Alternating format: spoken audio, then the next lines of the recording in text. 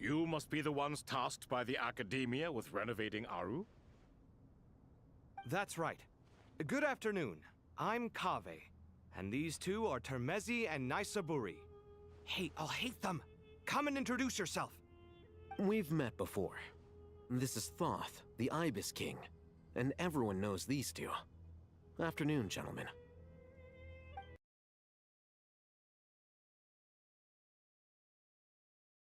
I've only ever seen these two in murals. Ah, the paintings in the temple. They show us chatting, playing cards, playing chess. Precisely the activities we most enjoy, funnily enough. No, only you enjoy playing chess. We were just humoring you. I wouldn't go that far. Back to the matter at hand. A preliminary assessment by the Academia indicates that this project requires expertise in various disciplines, including the deciphering of ancient texts, mechanical engineering, the restoration of ancient ruins, and elemental theory. The most capable minds in their respective fields are here before you. If there are no objections, we'd like to begin our work. The artisans who built Aru for Al-Ahmar gave their very lives to create this splendid work. Follow their example by giving your utmost devotion to this project. I didn't know that. We'll do our best, of course, but we certainly won't be sacrificing our lives. Such brazen words. Humans these days are a far cry from their ancestors. What little respect you show for King Deshret. No, that's not what he meant. Please, don't mind him. He shares your sentiments, just not your, penchant for hyperbole. Assuming that's what you were going for? I just think it's important to manage expectations. Forgive my lack of courtesy, but we simply can't sacrifice our lives to the gods on completion of the project like people in the legends of old. Here's a first draft of the project proposal for your perusal. Please let us know if you have any requests. Normally, I'd have made it look a lot more visually appealing, but we were really pressed for time on this occasion. I hope you'll forgive me if it's a little rough around the edges. Naturally. If my fellow ministers deem this meager display of respect sufficient, I suppose I can consider agreeing to their proposal. Why are you so preoccupied with the ostentatious displays of respect to Al-Ahmar? We should be trying to make things easy for them. You never know. We might have to rely on these young people to look after us in our old age. Exactly. This is Aru's mainframe. Be reminded to use it with great caution. We certainly will. Thank you for your assistance.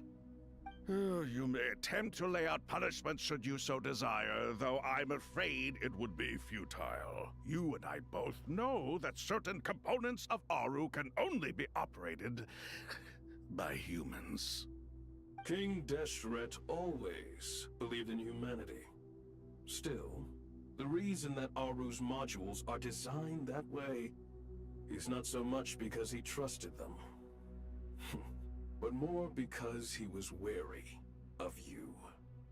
Is that true? No wonder human artisans helped to build Aru then.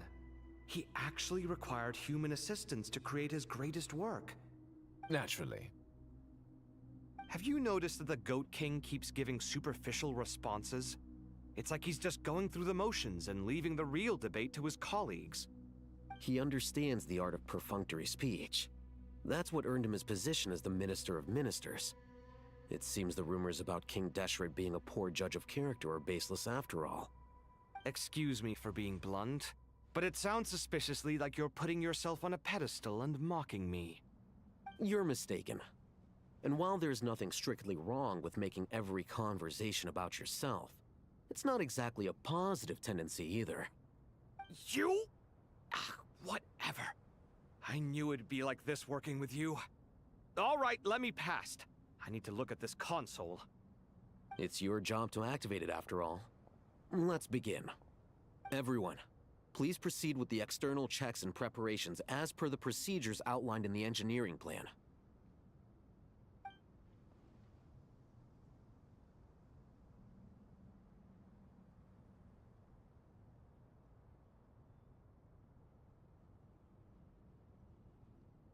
Hello there, youngsters. Whoa, the Ibis King came to life. What do you mean, came to life? I've been alive the whole time. You did say we could start our research, right? Are you having second thoughts now? I've reviewed the proposal. The work you're planning to carry out on this grand device is ambitious in its scope. You have ample confidence in your abilities, I take it? I wouldn't say I'm feeling hugely confident, but given how bad things are, I'd rather at least try something than sit around waiting to die. You are the top scholars of your day. I trust you are aware that there are countless links between Aru and the Akasha? Aru and the Akasha? I thought the Akasha was the Academia's greatest technological accomplishment, created years ago by the Dendro Archon to help her people access knowledge. And you too? Do you not know either? You've read the instruction manual, right? You tell them. An instruction manual? The Akasha has an instruction manual? The Dendro Archon is a kind and thoughtful god indeed. It used to sit on a shelf in the corner at the House of Dana. Not the most popular read. If the manual is to be believed, Aru was in fact the original inspiration for the Akasha system. What? But there are so few records about Aru anywhere. And practically none of these scientific expeditions into the desert had anything to do with it. Ah, but this is something you could not possibly have known. You may have heard many stories about the desert, but what is the most important aspect of history? Consider this a quiz. Anyone from Vahumana present? I'm from Vahumana. It's, well, veracity. Precisely.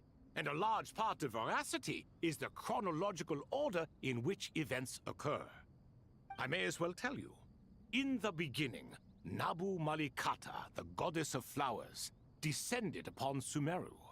The glory of the heaven was within her. She brought life, oases, and knowledge to this land.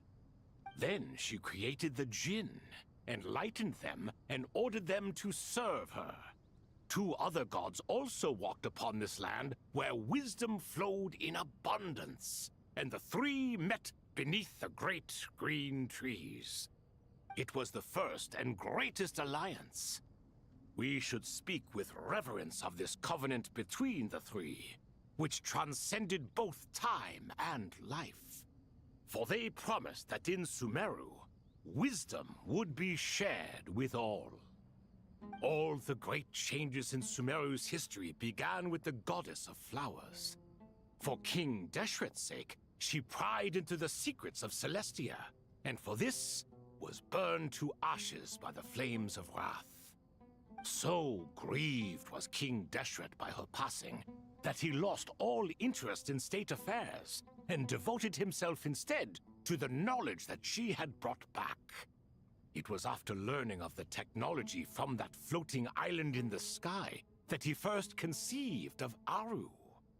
And so, the Akasha was inspired by Aru, while the basis for Aru itself came from Celestia's technology.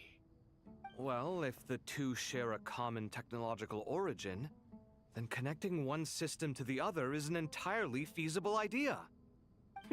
Unbelievable. Have you no reverence at all for celestial technology?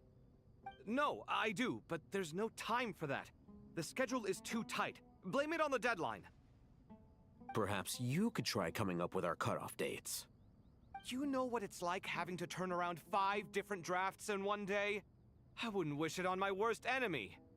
Yeah, also, Sir Ibis King, you don't plan on getting directly involved at all, do you? Yes, well, you strike us more as having come to give a popular science lecture. Or, wait, does this count as more of a first-hand witness statement? Neither. Anyway, this sounds like far too much work for me. Still, if Aru is so powerful, why didn't King Deshret use it for more ambitious ends? Because it was never fully completed. King Deshret had grand plans, but he perished before they could come to fruition. In the beginning, his wish was to create something that could rival the very world itself. The Lord of Flowers sacrificed everything for that ambition. What he desired, she bestowed, and thus was knowledge brought into the world.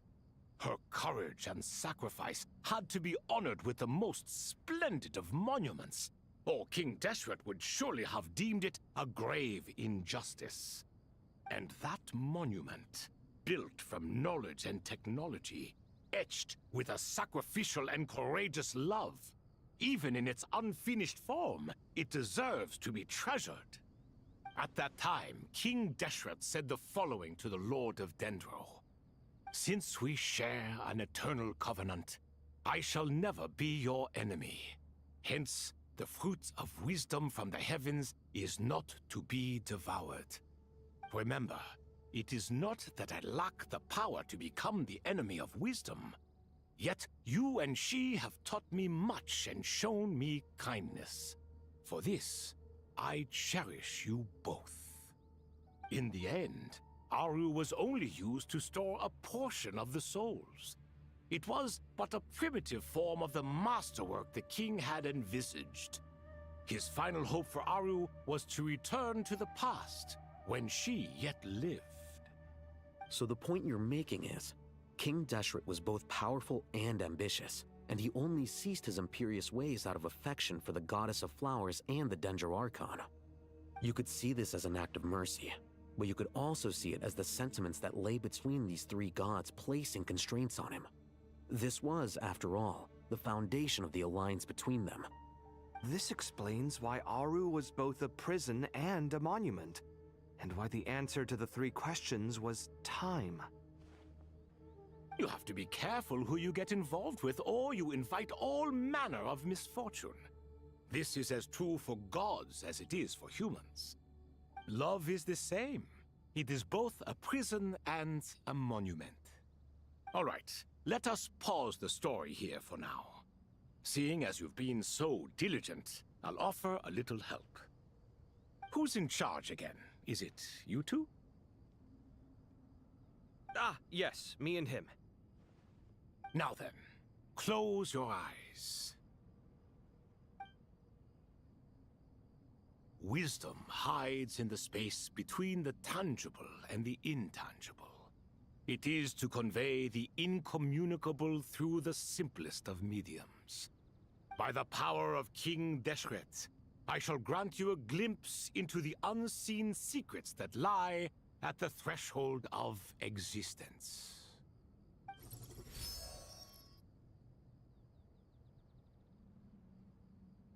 Where did this come from? Is it a new mechanism? It looks more like some form of externalized information. You've rendered it visible? Just as the Akasha allows you to access a greater range of knowledge, the power of our king permits one to perceive ingenuities that do not belong to this world. This is no ordinary mechanism. It reflects the internal structure of Aru. Whether you choose to increase or decrease, keep or discard. Come, use these to achieve the outcome you desire.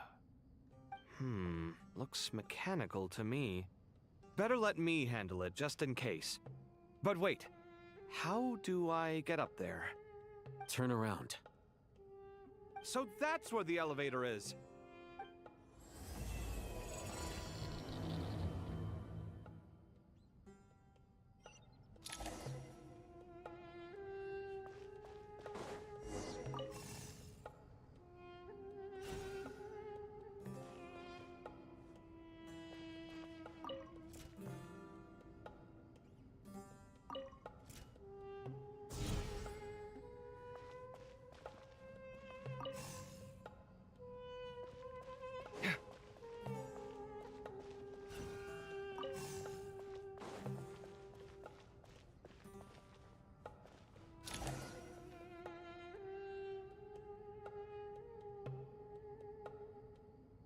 obelisks were used to record important information in the ancient desert civilization.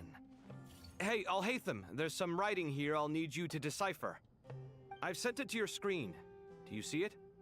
Got it. It's a little blurry, but I should manage. Take a look and tell me what it says. Oh, and I'll send any other similar text directly to you from now on. Let's start with this one. It's a variant of an older script. Herein lie verses written for the Yellow Sands. Looks like cultural information from the age of King Deshret. If so, I suggest you delete it.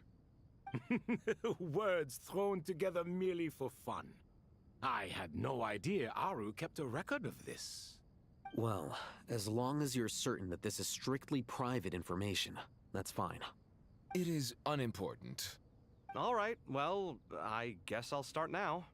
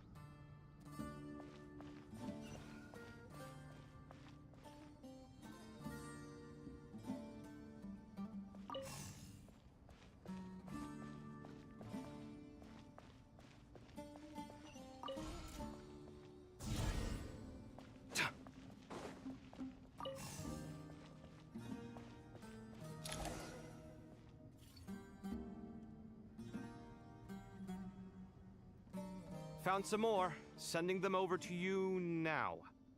These are all reports about the Gurubad conflict. Can we delete them? I'd say so. Most of this information has already been archived anyway. What if there are details in there that Vahumana missed? What are we supposed to do if they come after us in the future? They'll just have to live with it. If we don't resolve these issues now, there won't even be an academia in the future, let alone a Vahumana Darshan. Yeah, you're right. Okay, done. There's some other similar monuments nearby. I'll check them out.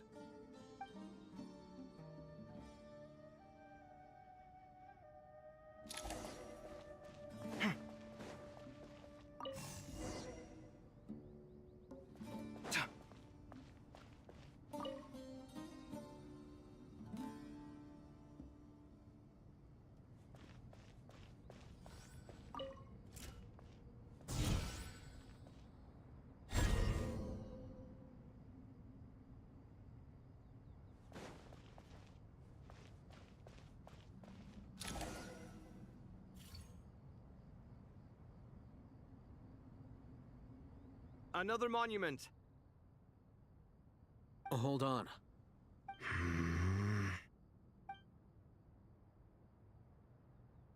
You're still reading it? How long is it? It records the development and governance of the Oasis civilization. Most of it concerns the Jinn, but it also contains records left by the artisans who built Aru. Is it important?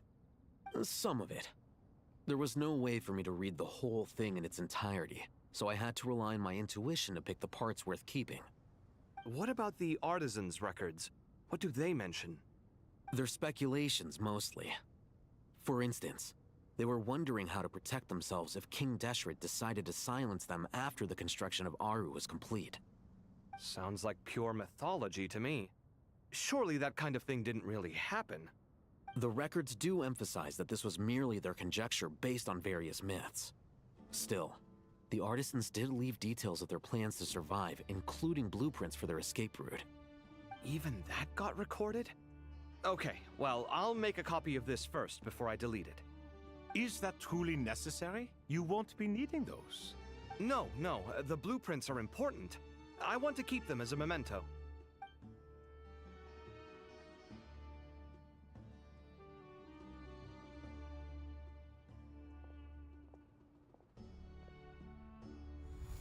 I think that should just about do it. It meets the requirements of the contingency plans, so we should be good. I gotta say, it's the strangest feeling, this cross between reality and the intangible. It's like drifting between life and death, or in and out of a dream, using my own hands to manipulate illusions that are forever out of reach. Chasing dreams in the most literal sense. Definitely a novel experience.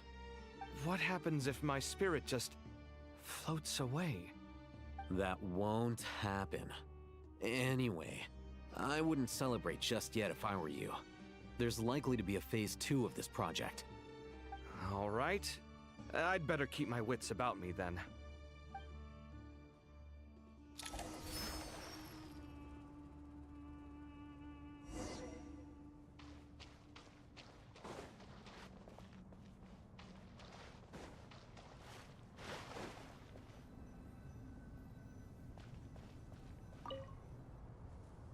How's it going? Are things progressing smoothly? Well enough, I suppose. You know how it is. The work itself is only half the problem. The other half is having to work with Al-Haytham. I'm sure the feeling is mutual. Honestly, though, I thought you two had already worked things out. As if. Turns out working closely together is the best way to expose any tensions lurking beneath the surface. Besides, I just think that some people never change. Agreed.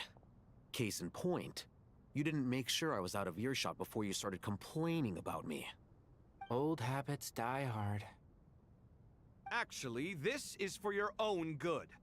Maybe if you spend a little more time listening to what other people have to say, you might actually realize that you're the problem. Naivete is another old habit of yours.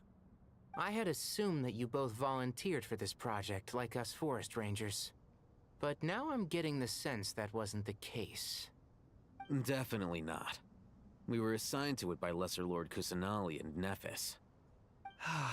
As much as I'd love to be doing normal work for normal clients, these Titan projects are all that's on offer right now.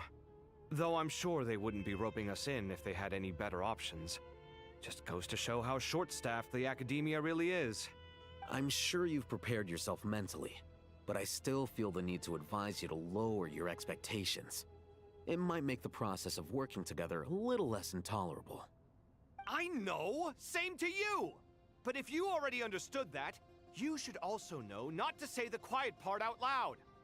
Why don't you come help me with my forest patrols? Might help you avoid any further disagreements. Good suggestion, but unfortunately, differences of opinion will always exist. Changing the nature of the work won't get rid of them. For once, I actually agree. There is zero chance of us ever resolving our differences. Zero! But even so, the work must be done. Care for some coffee? I'm glad to see you making progress. Don't act so smug! It'd be nice if you made some too! I feel like even I've made some progress today. In the past, I never would have dared to try and mediate a conflict between you two while you're both right there in front of me. Apologizing probably makes it sound like I'm in the wrong, but I'm sorry. I was just kidding. Truth be told, I don't have any work to do at the moment, so I'm just here to kill some time. How's Kale? She's studying with Nicole. I'm not sure how she's getting along, but she seems to be in good spirits at least. I wouldn't worry. Angelic affairs are probably above your pay grade anyway. I know what you mean, but Sino and I are still a little concerned for her. He said he'd go keep Kale company after he's finished training the mercenaries. I'm planning to join them myself shortly. Kale will be okay. Have faith in her. Even we can see how much more confident and outgoing she's become in these past few years. Thanks to you and Sino being there for her and providing guidance every step of the way, she can finally stand on her own 2 feet. On her own 2 feet.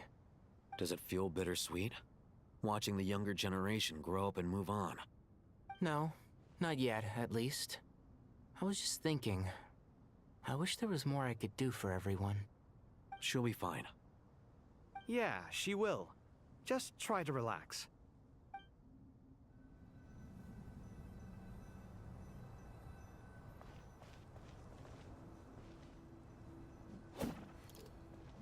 Hey, yeah.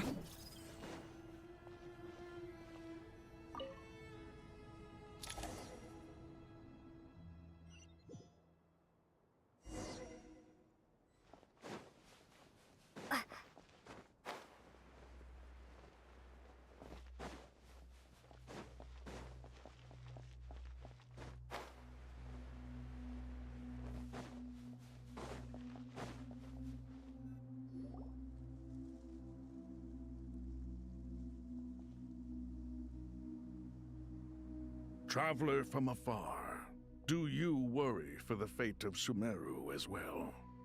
Whoa! It's so big the Crocodile King! Greetings, Crocodile King. Please be at ease. I'm just here to chat with you about Lesser Lord Kusanali. Sounds like you really care about her. Yes, although to be exact, it is a mixture of both concern and curiosity that I feel. Speaking of Nahida, Paimon was wondering how she's doing. Wait a moment. What is it? I tried calling out to a pep, but there was no response. This can only mean that she is focusing all her energy on taking care of Lesser Lord Kusanali. All the gods who served King Deshret seemed super surprised to hear that a pep agreed to help Nahida. Guessing she made a bad impression on you or something. Are you aware of the history between her and our king? The story begins a long time ago. Al-Ahmar was always a wishful thinker where the Dendro dragon was concerned. Without consulting her, he decided to list her among the 7 pillars and declared his own power to be far superior to hers. That was when our king was at the height of his power. Ibis Goti and I were no match for him, and so we chose to submit and serve as his ministers. But not a pep. No, she never thought much of him. To a pep, Al-Ahmar's pride and sense of superiority were nothing but ignorance and hubris. In fact, they fought numerous times, but usually the battle ended in a draw. In the end, King Deshret coveted the power of Celestia, only to end up corrupted by knowledge. His final act was to trick the dragon into swallowing him whole, leaving her to bear the torment of his sins.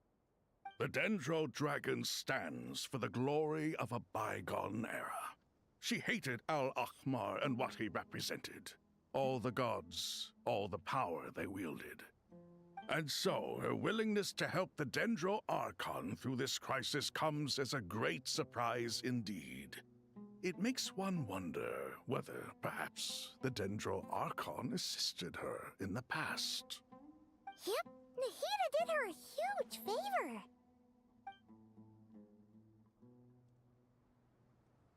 So Lesser Lord Kusanali put an end to the Dendro Dragon's many long years of torment. As much as she loathes the 7, a pep knows kindness when she sees it. No wonder she was willing to make an exception. Yeah, that's the sense we got from dealing with her, too. She is not incapable of coexisting with other living things. Rather, she actively chooses to avoid coexistence. And this despite the fact that she symbolizes life itself. How ironic. All of this being said, I wouldn't expect too much from her if I were you. Nothing will change her hatred towards humanity and gods. We'll keep that in mind. Anyway, how much longer do you think Nahida needs to stay with the pep? For all we know, the Fatui might still be in the desert.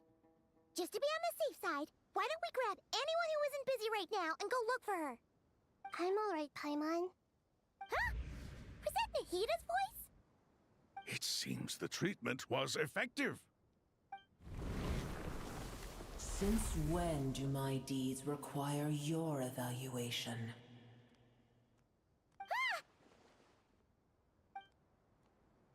Here will do just fine. I had no intention of taking you any further. One ought not expect greater generosity than they have earned. You always hide your kindness away like an oasis within a sandstorm. Only those who make it through the swirling winds can know just how beautiful that oasis is, and how much hope it brings. You dare appraise my being? No, I'm expressing my gratitude. I want to thank you for sharing your precious life force with me.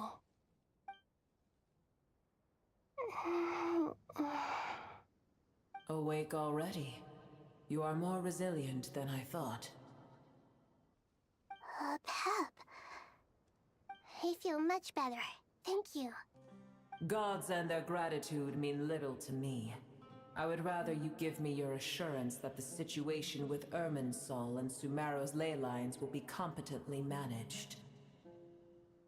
If I suffer any ill effects from the ley lines, you, as the god of this land, will be held responsible.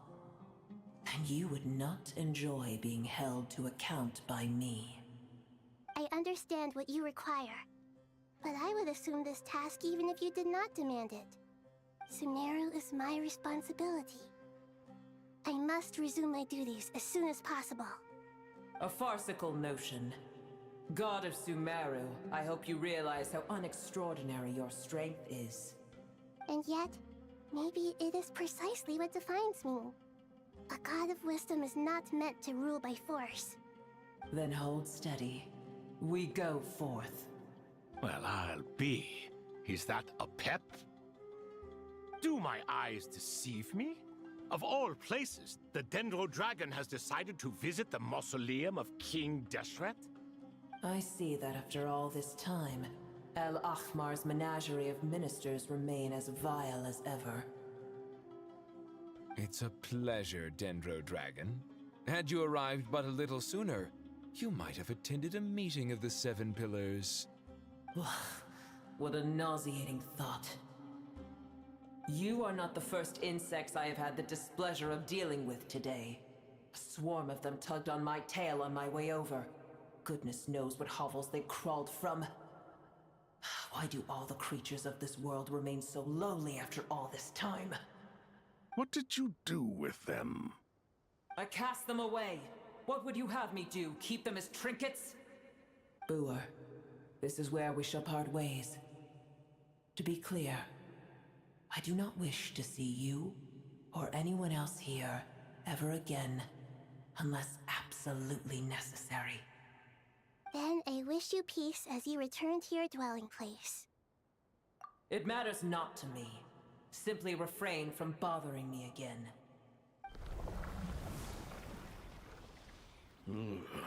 A force to be reckoned with.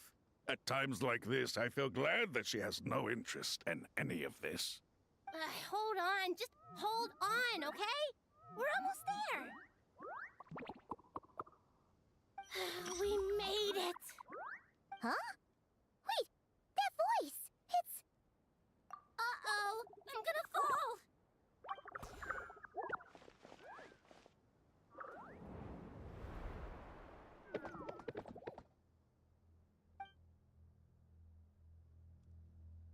Well, that's a relief.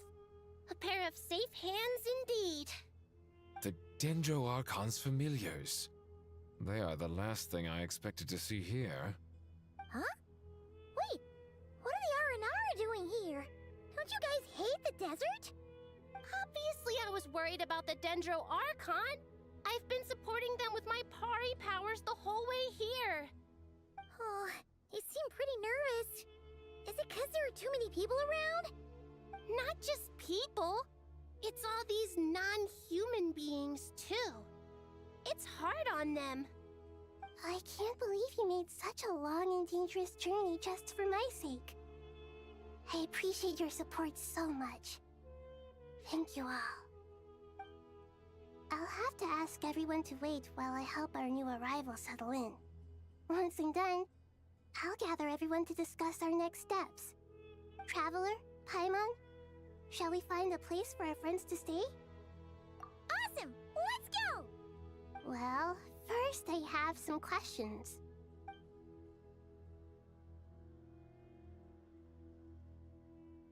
Okay, I think that covers everything. Thank you. We can get going now.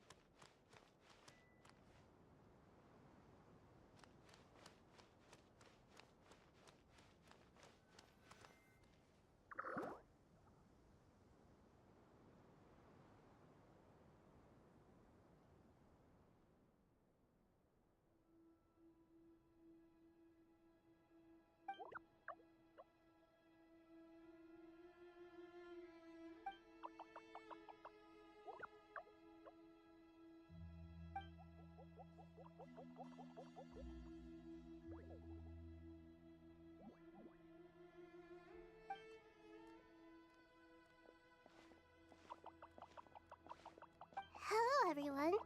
It's only us.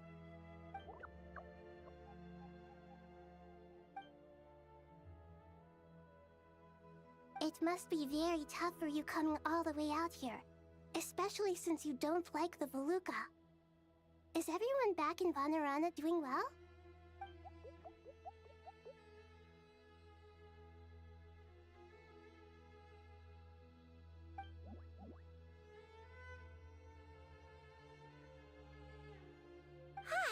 Everyone's here.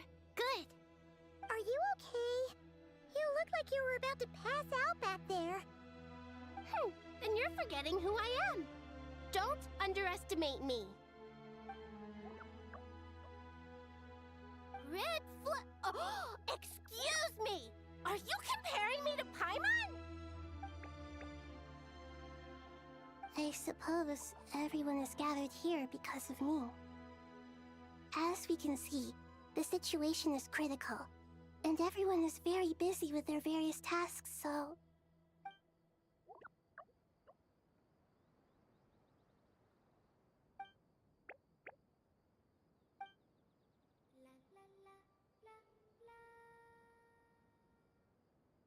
I can't thank you enough. Right now, we're focused on restructuring Aru, processing excess information, and helping restore everyone's confidence. I'm sure you'll find it all very straightforward. I can help too! Just let me know where I'm needed.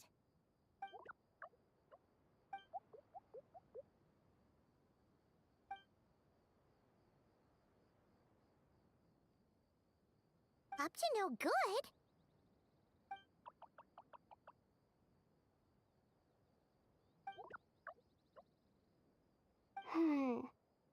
That definitely sounds suspicious.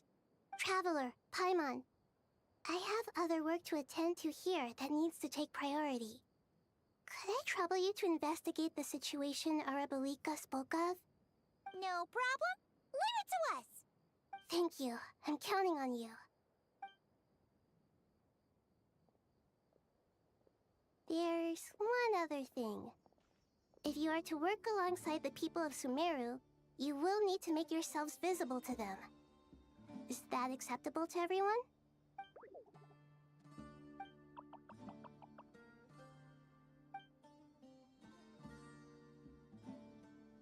There's nothing to fear. No one here will hurt you. But if you do feel afraid, don't worry. Just call my name, and I'll be there. Very well. Now, I shall bestow a small blessing upon you all. Whenever people see you and interact with you, from the moment their gaze meets yours, they will experience the most beautiful of dreams.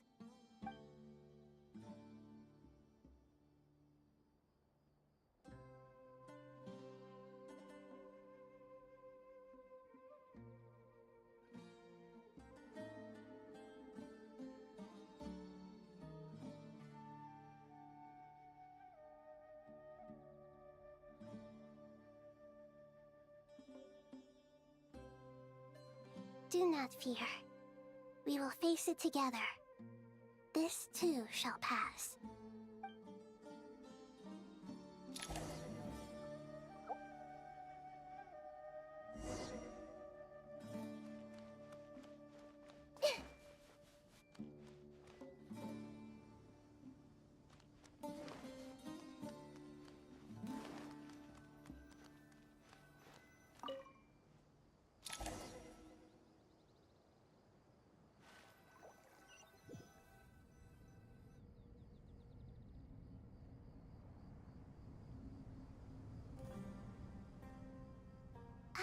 Everyone's here.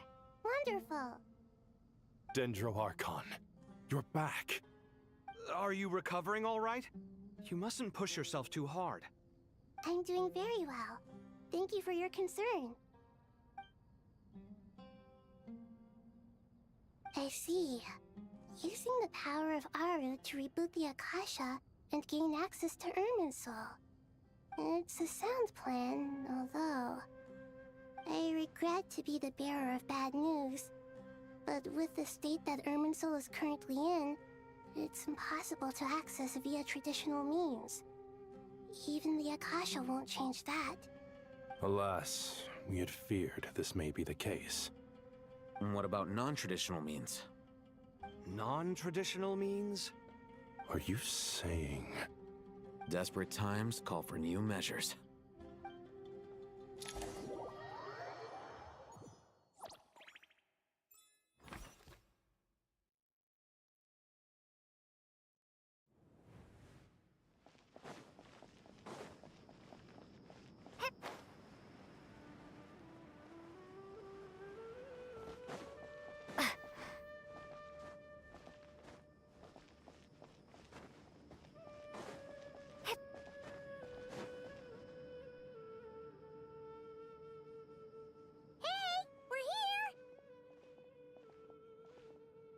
Ah, it's you. Is there a situation?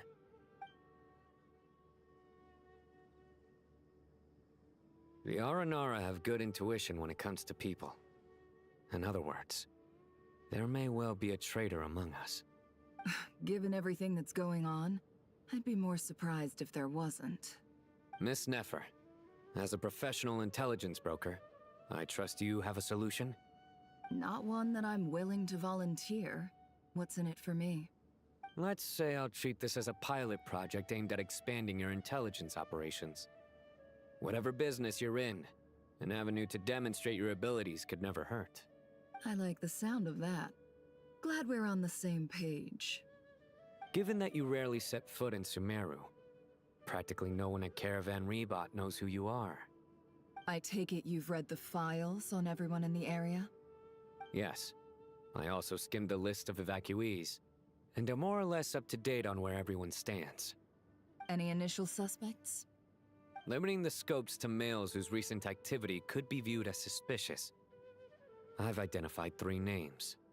The Aranara saw 2 people talking, but currently we only have 1 suspect. The other person was probably just a messenger, and in all likelihood has already left Caravan Rebot. Everyone is heading for the desert per the evacuation order.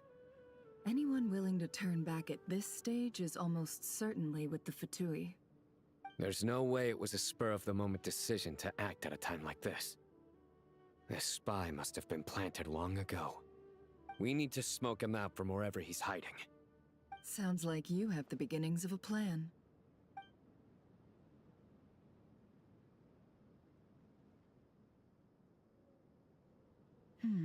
I see.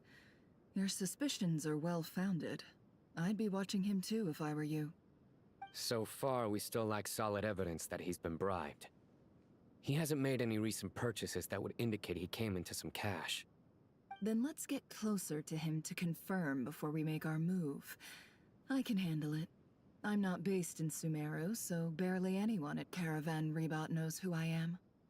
And you're certain you've never encountered this person in Nodcry? I'm certain. Besides, it's extremely rare for me to have had any direct contact with Sumeru mercenaries besides Jet. There's no way he could have seen my face before. Sino, stay out of sight and wait for my signal. If he raises any red flags, I'll bring him toward the main road. Understood. I'll take it from there. Excellent. Well, it's a pleasure working with you.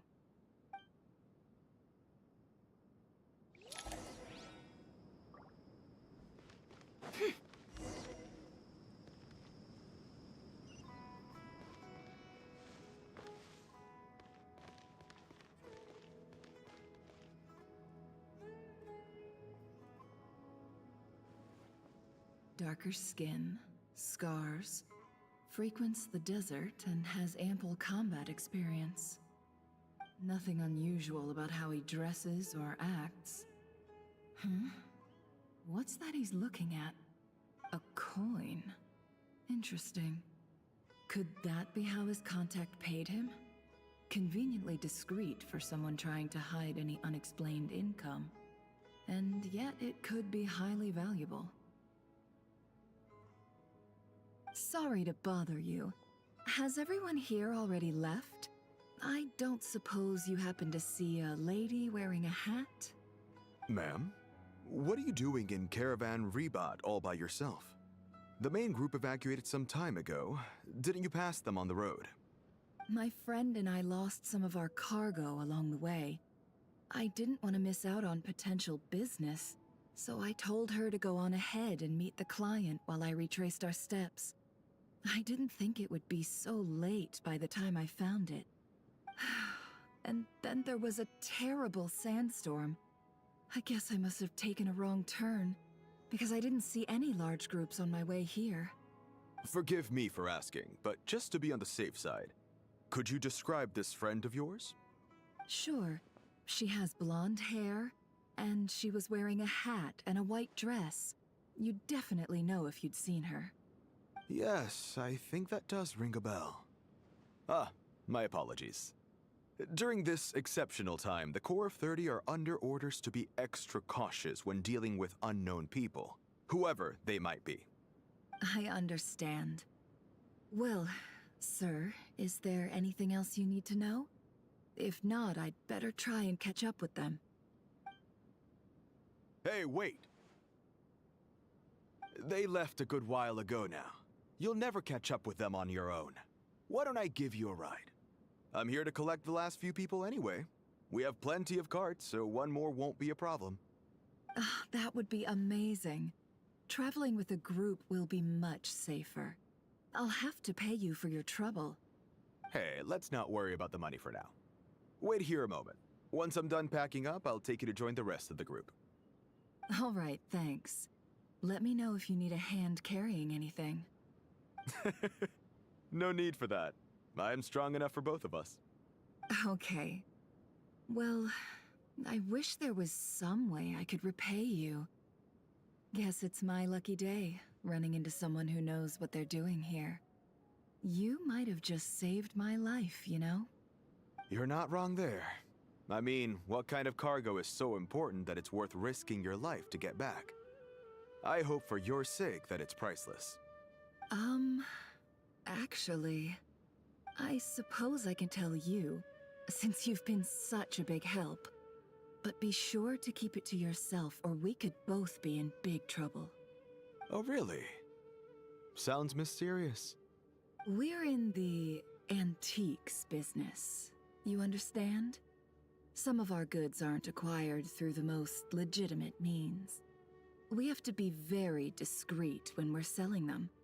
That's why I had to go looking for the missing cargo alone. Ah, no wonder. Well, ma'am, in that case, It turns out that maybe there is something you could do for me. I'm all ears. But to be clear, our commission isn't cheap. Think carefully before you ask.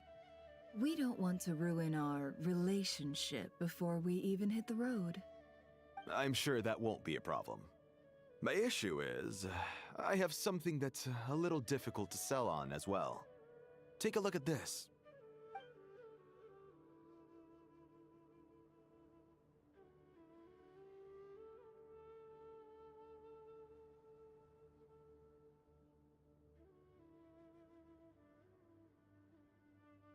Pure gold. That's quite something. How'd you come across it? Dig it out of some ancient tomb? If you look hard enough, there are many treasures to be found in the mausoleum of King Deshret. It has no distinct Snezhnayan markings. That'll be why he's going with that story. And he clearly doesn't want to arouse suspicion, so he's on the lookout for an opportunity to make a quiet trade. Surely you have an existing business partner. Won't they take it off your hands? I hope I won't be attracting the wrath of my competitors by helping you sell this. The shop I used to work with is having cash flow issues at the moment after losing some money. I'm under enough pressure as it is without having to deal with them. On the off chance anything went wrong, I'd never get my money back. I understand. Gold is the last thing that traders with cash flow problems want to see. Well, in that case, I think we can work something out. As it happens, I'm just about done packing. Shall we make a move? Sure. Let's walk and talk. This evacuation was a huge operation. They needed a few people to stay behind and tie up loose ends. And I ended up being one of them. You're lucky you ran into us in time. I certainly am. I don't know how this happened. One thing led to another, and look how it ended up. I just hope our client doesn't get spooked and cancel their order. Fingers crossed. But either way, life goes on, and we all have to make a living somehow.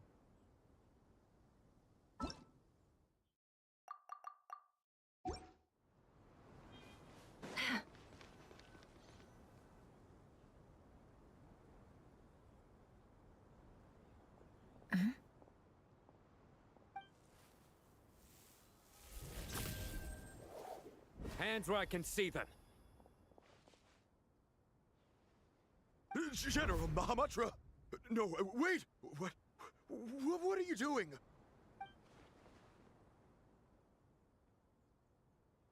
This is the coin? Good. Sadly, you won't have the chance to spend it. Nicely done. Looks like Sumeru's Matra are a well-oiled machine nowadays. Unmarked gold coins are quite difficult to trace. Thanks to you, we have secured the evidence. Here's what's gonna happen.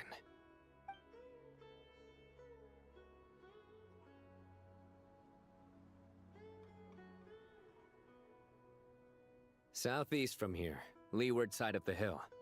That's where he's meeting his contact. Great work. Candace tells me your interrogation skills are highly effective. Hers are quickly catching up. She's improved a lot in recent years. Looks like it's over to you for the next step. Because I'm quickest on my feet? Because you know how to trail a target. Plus, it'll be easier to monitor their activity from the air. Fine. I'll be quick. One more thing. The Traveler just brought a message from the Dendro Archon.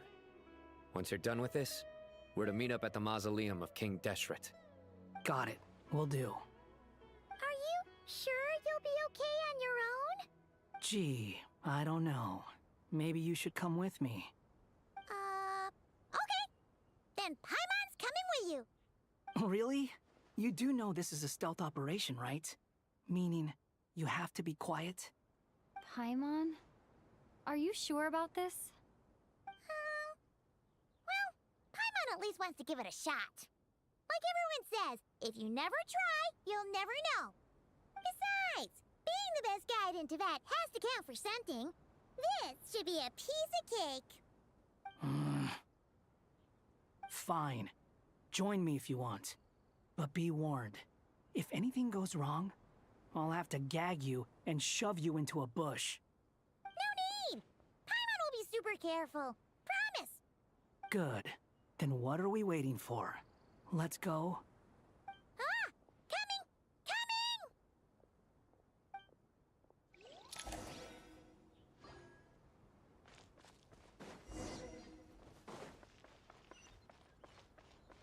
Squall and Fury!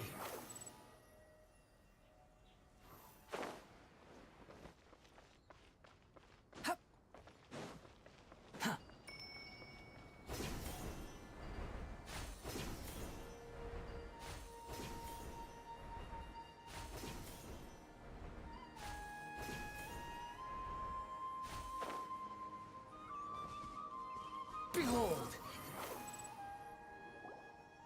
That guy! Wait up! Hey, slow down, will ya? We're here. Now we wait. Okay, yeah, cool. Cool.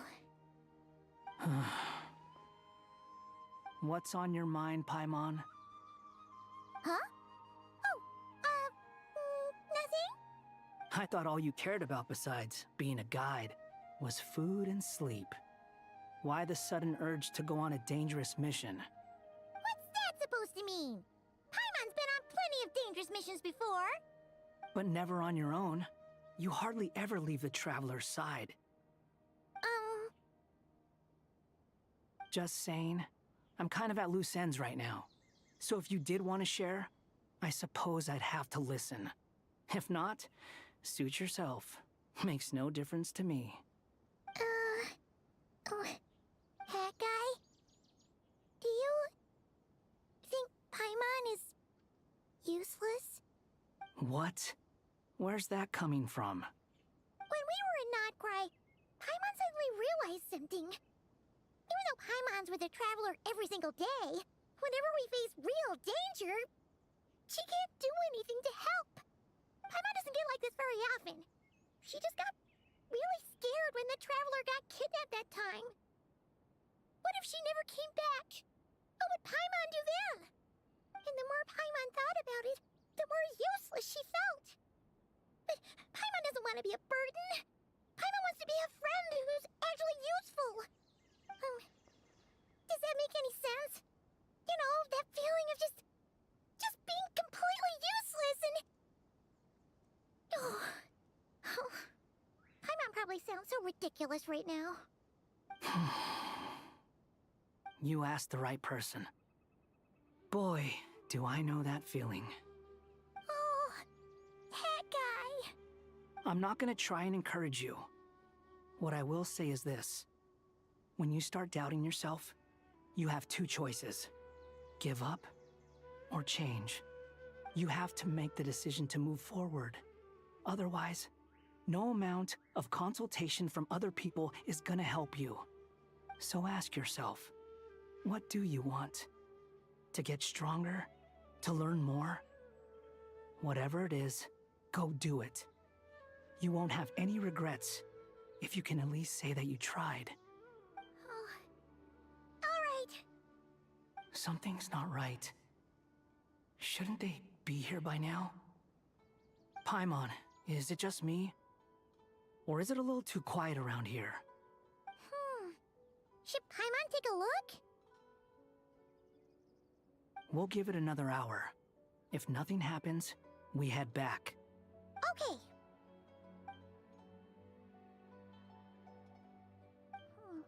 How strange. We've been here for ages. Where the heck are they? Have we been stood up? What is it? Did you think of something? Something feels off about this whole situation, but I can't quite explain why. We know for sure that the guy Sinocott had something set up, yet somehow his contact is a no-show. So, either the handler got caught, or, more likely, they decided to cut our guy loose. How would they know to do that? Wouldn't they at least send someone here to check things out? That's the problem. They couldn't possibly know what's happening here. Unless... This feels all too familiar. Come on, let's head back.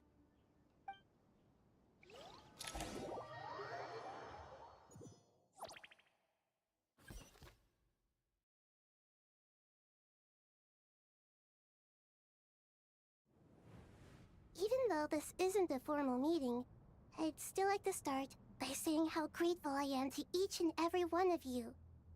Thank you all for coming here and standing by our side. Shesipank and Bennu are currently assisting the scholars with the maintenance of Aru. Please forgive their absence. As for Hermanubis, may he rest in peace. We remember him with great fondness. There have been times when I imagined what it might be like to meet you all. Now that it's really happening, I feel quite emotional. Time has taken many things away, but that which remains is all the more resilient. I must say, there is one thing that rather surprises me. You appear to be in good spirits, Lesser Lord Kusanali. But even so, I can sense that the life force given to you by the Dendral Dragon has far from fully resolved the problem of your vitality. Oh no! So even a Pep's power didn't work? Don't worry, Paimon. It worked very well indeed. The issue is how closely I am tied to Irminsul. Until the problem with it is resolved, there is no way I can fully recover. Sumeru has undergone tremendous changes during your absence. When gods pass away, inevitably, people's faith in them grows weaker. You must have sensed it already. Your power is not what it once was. Regrettably, this is true. I too have grown weaker due to the effects of Irminsul. Right now, we're all in quite a sorry state. Then what do you suggest? We take all the help we can get. Sumeru is our shared home. You and I, gods and humans alike. We must unite all our strength in this moment. Though Al-Ahmar is no longer with us, the alliance between the three gods remains in force. Regardless, as subjects of our king, we have a responsibility to support Sumeru through this catastrophe. Not to mention that it was the people of Sumeru who released us from this prison of Aru. Times have changed, and the people of today possess greater wisdom than those of the past. You really know how to give a rousing speech, Koti. Now then, let us learn more about your plan. The brightest minds of the Sumeru Academia are busy opening and renovating Aru. They claim it has something to do with Irminsul? Correct. Irminsul has existed in Teyvat since the very beginning. But during the Age of the Dragons, it did not possess the significance it holds today. After the heavenly principles arrived, the power of the Light Realm was divided into elemental energy, and Irminsul was refashioned as a device that records and preserves all information. Since then, everything in this world has been inextricably linked to it. As the Dendro Archon, I have a duty to protect Irminsul. To Sumeru, it is both a national treasure and undeniably a major threat. Teyvat has seen many upheavals in the last few years. The most recent of these was a major crisis in Notcry, which forced Sumeru to be even more vigilant than usual. I made sure to monitor all the pathways through which an outsider could potentially transmit themselves into Irminsul. But despite my efforts, a major problem still arose within. I still believe that someone has actively invaded Irminsul. But rather than taking any of the pathways I referred to, the intruder chose instead to utilize the most direct route. And the only one that cannot be protected against, by entering Irminsul through death. I see what you mean. You cannot simply stop all deceased souls from returning to the ley lines because of a potential invasion that could occur at any time. That's right. As important as it is to guard against external threats, I couldn't allow myself to stop the souls of the departed from finding peace. Please, understand how difficult this predicament was for the Dendro Archon. Defense has never been an easy task. After Irminsul was invaded, my authority was quickly restricted. Soon after that, the tree began denying access to any connections. I'm sure you feel responsible, but you are not to blame. No one can predict every possible disaster. There will always be trials and tribulations for the world to endure. But the people of Sumeru should not have to endure this. We must find a way to break through the lockdown and connect to Irminsul. And this is why you need Aru. Yes. The only thing in Sumeru capable of rivaling Irminsul in terms of overall function and performance is Al-Akhmar's legacy, Aru. All I managed to do before falling into a coma was make some minor adjustments to Irminsul. Using Aru is a last resort, and a move that comes with enormous risks. The Scholar's initial plan was to borrow Aru's power to reboot the Akasha, then use the Akasha to connect to Irminsul and investigate. Unfortunately, Irminsul has suffered far greater damage than they first thought, rendering that plan futile. To rise to the challenge, we had to resort to more extreme and far costlier means. This has led to a number of new contingency plans. To reclaim Irminsul, our brightest scholars have made further modifications to Aru with multiple goals in mind. I thank you all for giving them your blessing in this endeavor. Human wisdom has clearly improved over the millennia. You have not only our support, but that of the Jinn, the Aranara, and the Pari. Together, we will do everything in our power to save Irminsul. By the way, when you spoke earlier of an intruder, it almost sounded as if you knew who you were dealing with and what they were capable of. Well, since you ask.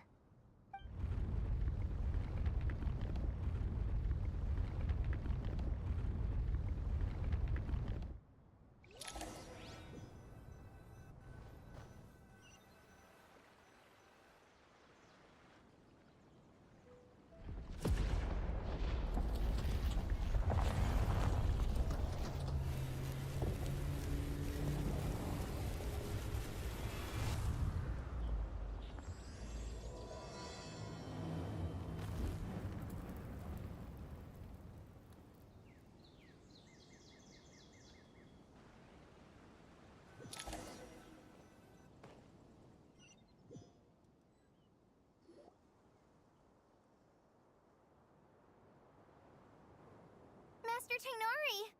What is that? Is this Irminsul? How did this happen? What's going on inside? Luckily, we managed to evacuate everyone. What in the world was that? That was terrifying!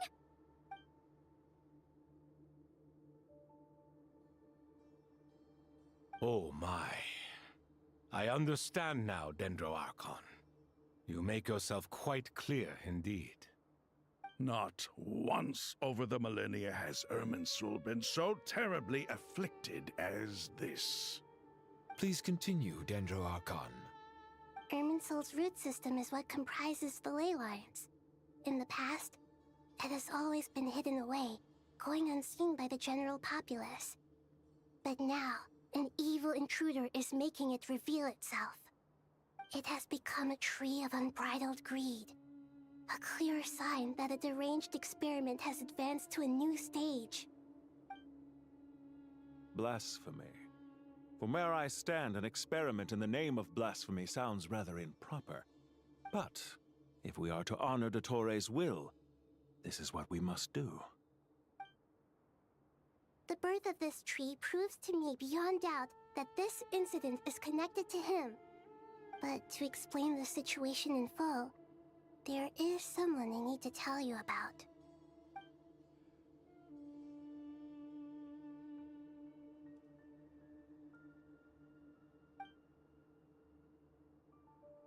Zandik.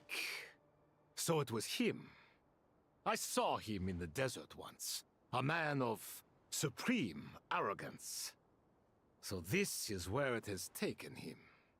But didn't Dottore die and not cry? How is he still able to do all this? He must still have loyal followers amongst the Fatui. Even so, I'm still unclear as to how he has been able to wield such a profound influence over Irminsul. I can confirm that Fatui forces have arrived in Sumeru City. Furthermore, Irminsul seems to be undergoing some kind of mutation. Evil branches are beginning to grow. Things that do not belong to this world are slowly but surely materializing. Sorry, I couldn't think of any other word to describe it. They don't seem to be fully formed physical entities yet, after all, but they are gradually becoming real. A baleful tree climbing up into the heavens. Speaking of Dottore, I have some information on that front as well.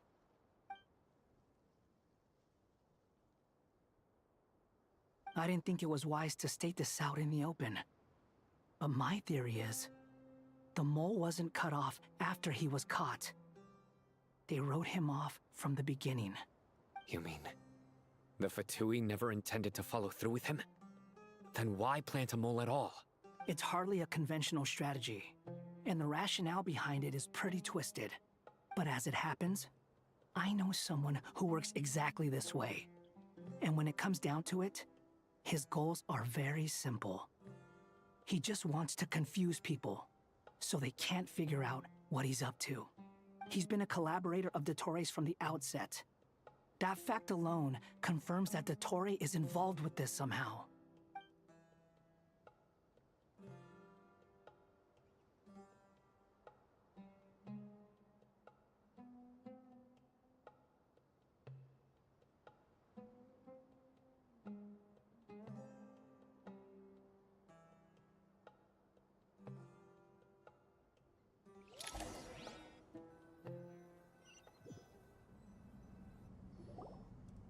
There is still much to be done. Everyone, please remember our core strategy. As per the discussions, the following groups must act immediately. Mr. Alhaitham and Mr. Kave, the next phase of the Aru renovation project must begin right away. Godspeed to you both. We'll give it everything we've got. The plan looks feasible, but the implementation will require certain resources. General Mahamatra Sino and his team will help to procure the materials required for modifying the terminal. No problem. I've already spoken with Sethos and Hat Guy, and they've agreed to assist me. This kind of thing is best left to the fleet-footed, right? Hat Guy? If it's efficiency you're after, we're the right people for the job. Following up on the elemental energy amplifier we discussed. Ms. Dory, I assume you're the one most familiar with the status of this project. Aside from the Dendro Archon, of course. Yep, that's right. Leave it to Lord Sangama Bay. Got it. Well, I'd like Madame Farazan, Kale, and Nicole to support Dory on the technical side. You can count on us. Will do. Rest assured, I'll take good care of Kale. Dia, Candace, and Nefer, you'll be in charge of negotiating between the various parties. I trust you remember our goal. You bet. We can handle it. Good. I believe that covers everything. Tainari will provide ad hoc support as needed, if that's okay. Poor Tainari. Must be tough being Nephis' student. Getting bossed around all day, every day. Hey, don't try and drive a wedge between us, you old rascal. All it says to me is that Master Nephis has faith in everyone's abilities. While I'm nominally here as backup, I doubt there will be many situations where my help is needed. Exactly. Finally, Traveler, you and I will head to the border between Sumeru and Natlan. Once that task is complete, I'll be asking some of you to accompany me to the Eternal Oasis. The Eternal Oasis? I thought that was just a legend. So it does exist after all. Regarding your trip to Natlan, under normal circumstances, a meeting between our two nations would be a far more formal affair. Unfortunately, Sumeru is all but completely cut off from the outside world at present. So regretfully, we won't be able to give the Pyro Archon Mawika the grand reception that she deserves. My apologies for the inconvenience. No point putting too much pressure on yourselves. That goes for everyone. Right. Especially you, Dendro Archon. I'm sure you're still feeling quite weak. Don't worry about me. The Dendro Dragon's life force will sustain me. Plus, we'll be there every step of the way. Nahida will be just fine. Yes, I believe in myself. And I believe in every one of you. Well, time to get going.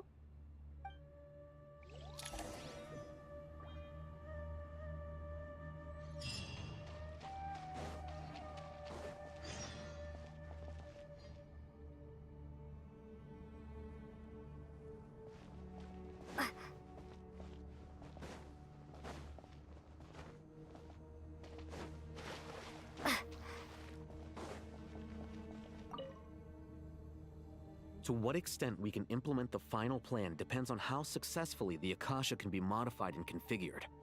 And to make sure the configuration works, Aru will also need some further optimization. Yeah, no surprises there. Once we roll this out, any Sumeru citizens who already have Akasha terminals can simply continue to use their existing devices. This still leaves us with a significant equipment shortage, though. Many groups of people were never issued Akasha terminals, including mercenaries, the desert folk, and many others. We'll need a supply of rare materials for the renovation of Aru and the production of new terminals. Right now, the best place to source these locally is from the primal constructs within King Deshret's mausoleum. Time is not on our side here. It's gonna be a race against the clock. The Aru merge and renovation project will have to be carried out by you two. Everything's riding on this, so failure is not an option. Best of luck to you both. As discussed, General Mahamatra Sino and Mr. Hat Guy will source the required materials. Mr. Sethos is quite familiar with the layout of King Deshret's mausoleum. With him accompanying them, things should go quite smoothly. I have every confidence. In the meantime, we may as well take a breather. Makes sense. There's not much we can do until the materials arrive. Get information and stay close. What is this, boot camp? Knock it off. It's just Sino being Sino. You know what he's like. Everyone clear on our mission objective. Look at the excess primal constructs, dismantle them, and extract the required materials. And King Deshret's 7 pillars agreed to this? If they're just sitting there doing nothing, we might as well put them to use. Thoth's words, not mine.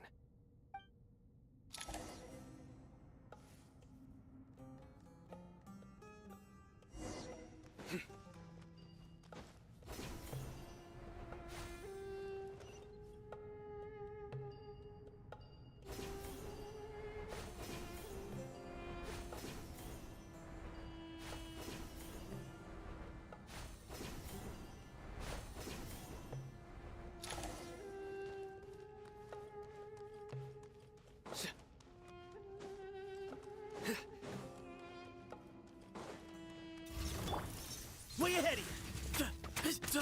Move or be moved!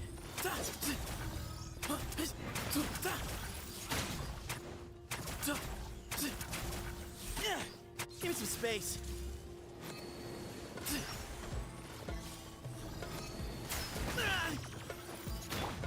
Surrender! Your sins weigh upon your soul! Guilty!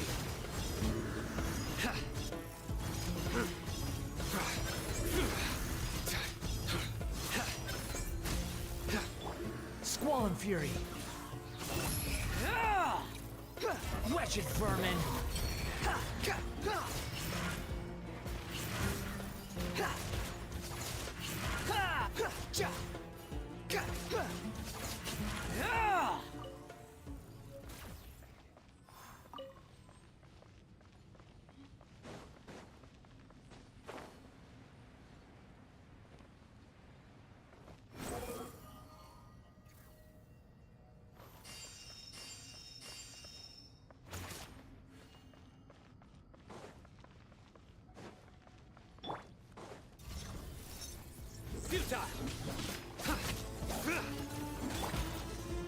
Way ahead of you!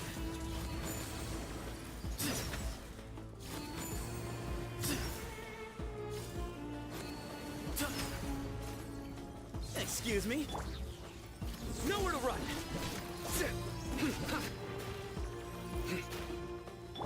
I was too slow.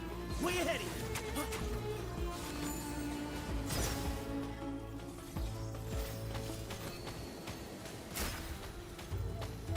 Excuse me? Behind you!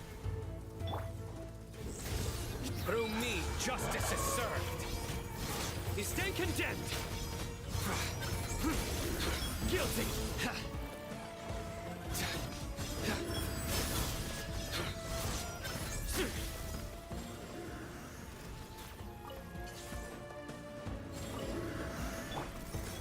Quick, fucking wind rises.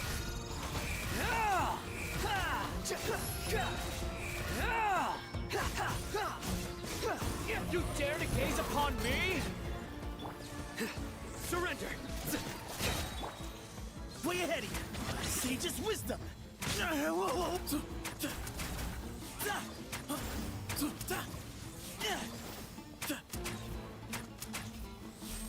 Give me some space. Your sins weigh upon your soul. These devices should still be usable even though they're broken down. Let's take them back for the others to review.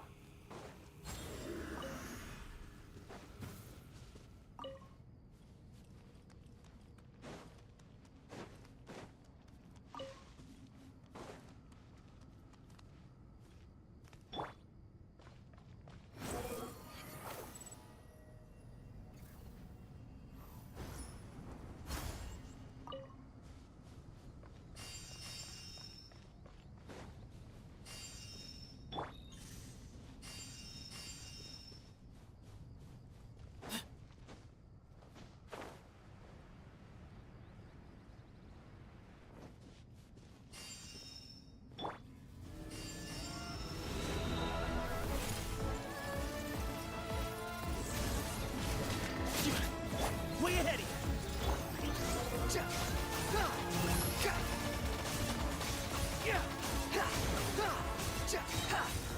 Know your place! Give me some space. Move or be moved. Nowhere to run. Behold.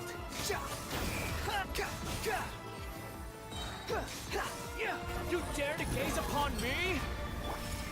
Surrender!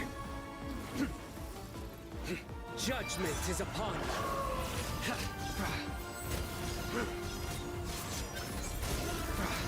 You stand condemned! How many do we need again? Enough to make an Akasha terminal for everyone who doesn't own one.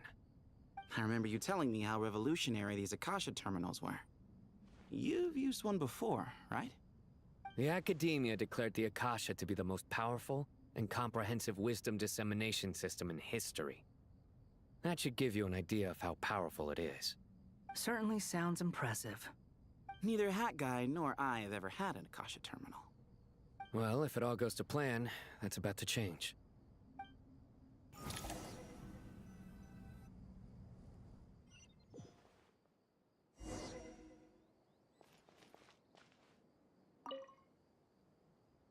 Oh, goody! Thank you so much for handling the delivery. What a long way it was. You've really outdone yourselves. I'm well aware what a bumpy, dangerous journey it must have been. Now, I would have loved to oversee the process myself, but of course, those of us who know the plan can't leave the mausoleum. Oh, trust me, I'm patting myself on the back for my assembly work here. Simply flawless work. But will you really be needing all of this? According to our plan, yes, this is the quantity required. I have no complaints about the quality either. Only the price. So expensive. I heard you covered a lot of the funding out of your own pocket.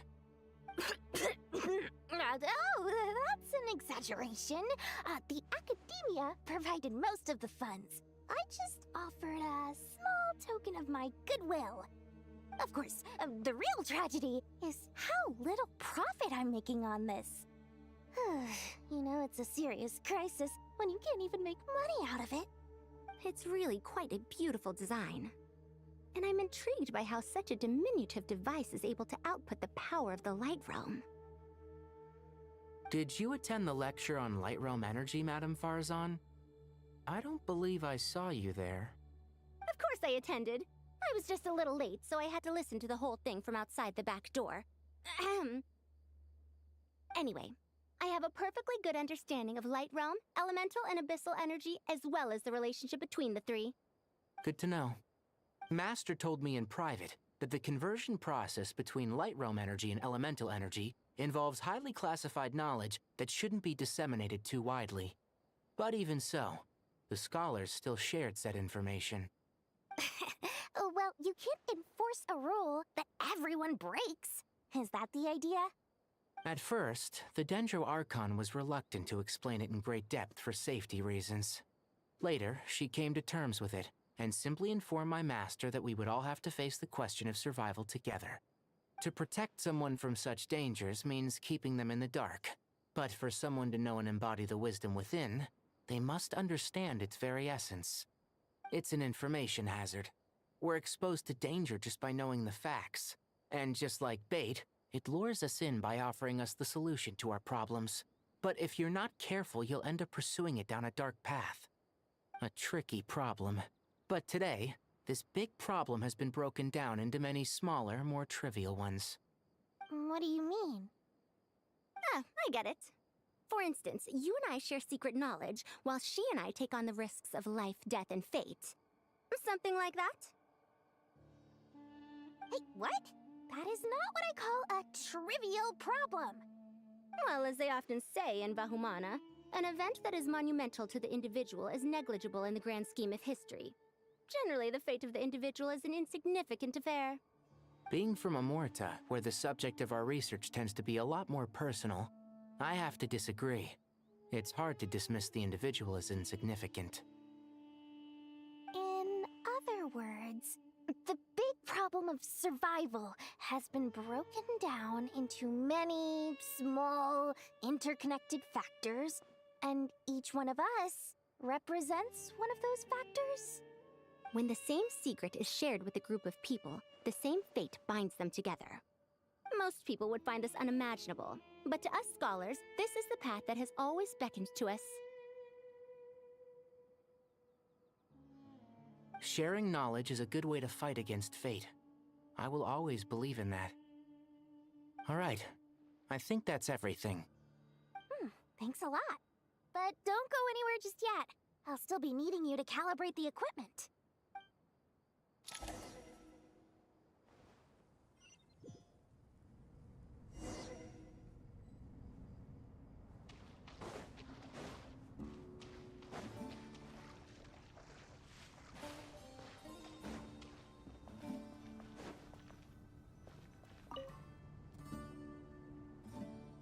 Okay, the materials are ready. We can proceed with the next phase. Alhaitham, how are you getting along? Most of the information in Aru is written in ancient desert scripts. Some of this is written in a tribal language, while other parts seem to be a variant of an Oasis script, based on the glyph forms. Oh. Not lost to history, I hope. Some are. All we can do is infer the meaning based on the rules of related languages. Although, this section actually fills in some of the missing historical record. I'm transcribing it so we can bring it back to the academia. After Aru started up, 2 more lines of text appeared here. Can you read them? Humans may not read what is written by the gods, except by not reading. Victory should not be easy to attain, for it symbolizes divine wisdom. Knowledge must not waver, for it has external borders. Is this a clue to solving a puzzle? Or is it being symbolic? You can't read it unless you don't read it. Victory is wisdom. Knowledge is confined by borders. Wait, I think I've got it. It's a metaphor, isn't it? It's talking about... a chessboard.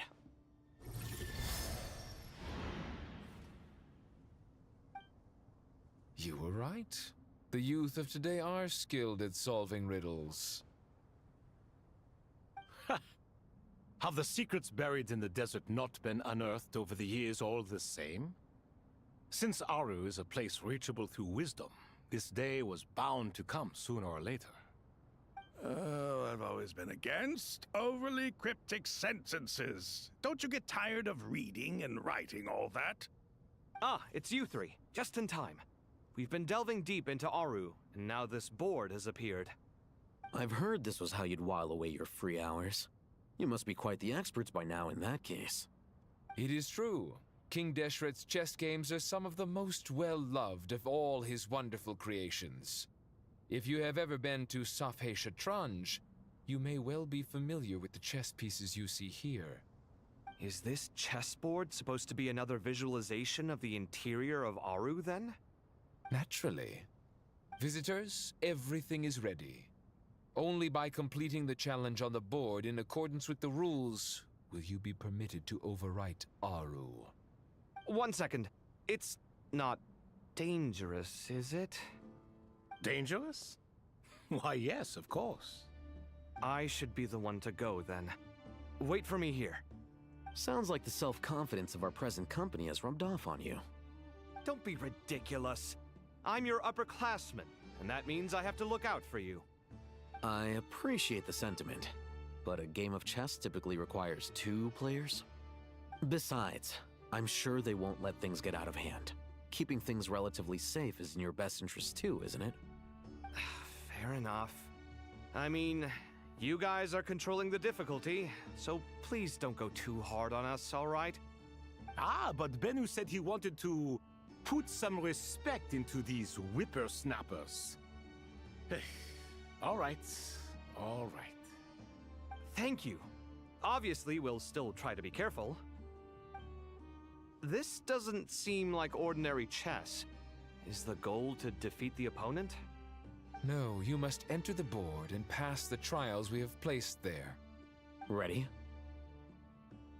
Let's do it.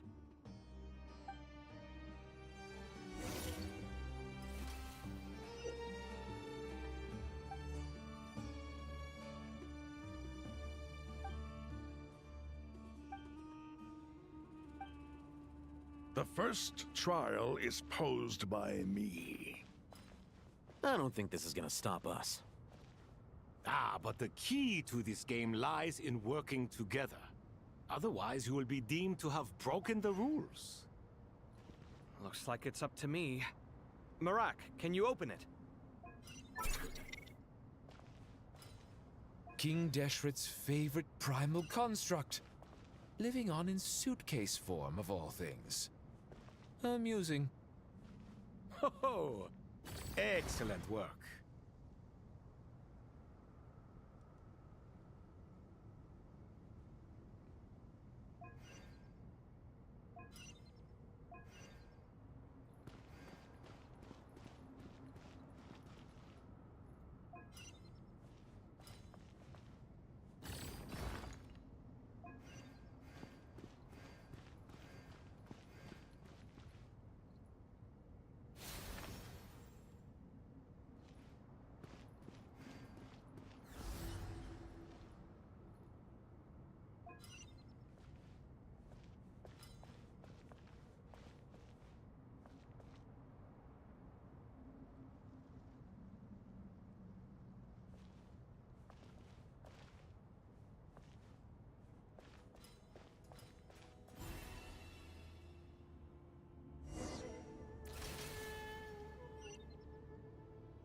Now is the time for my trial. Now, don't be nervous. I'll make it nice and easy for you. Really? Thanks in advance. We appreciate it.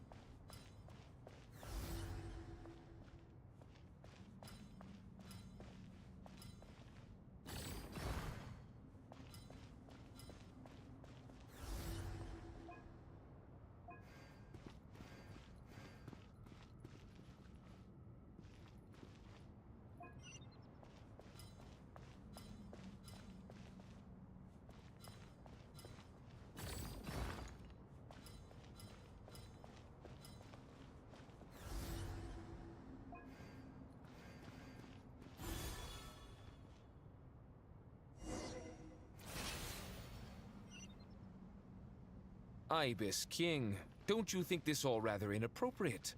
You may as well be handing them victory on a silver platter. Do not expect me to follow your lead. Ha! Suit yourself.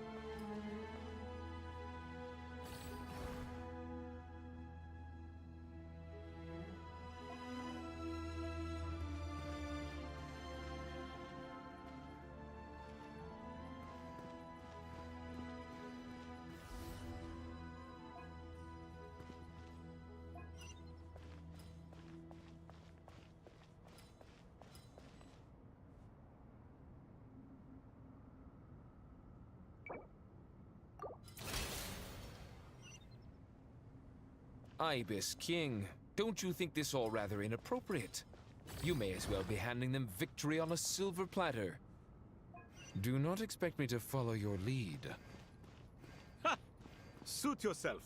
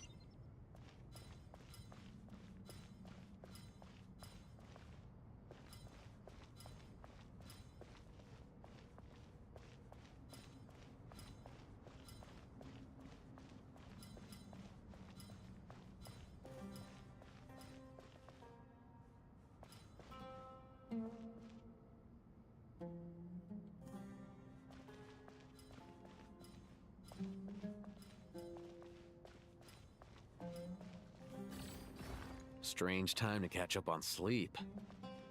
I'm not sleeping, I'm thinking. It's not that simple, you know.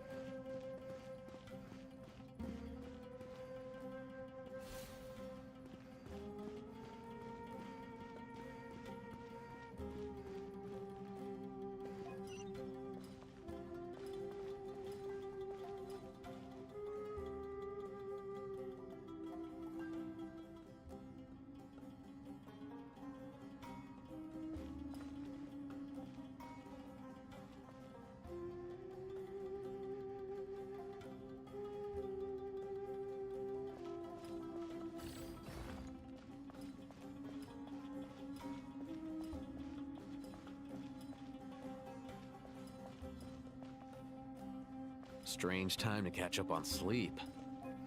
I'm not sleeping, I'm thinking. It's not that simple, you know.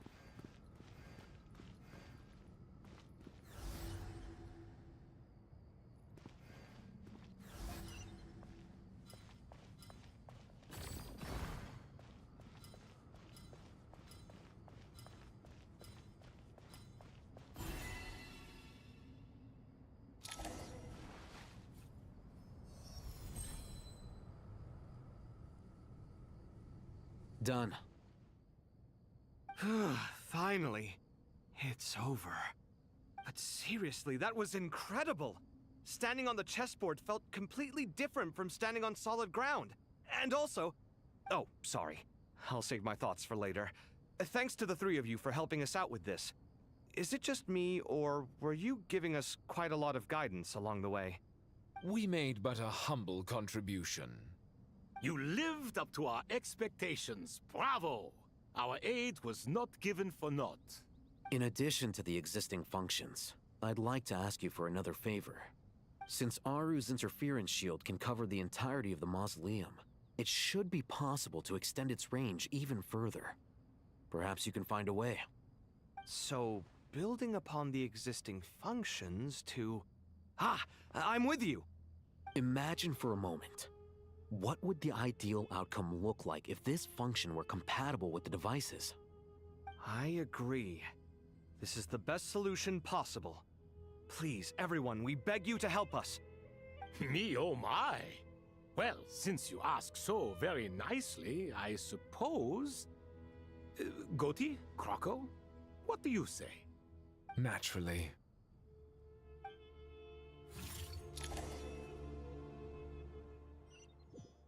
Time to go!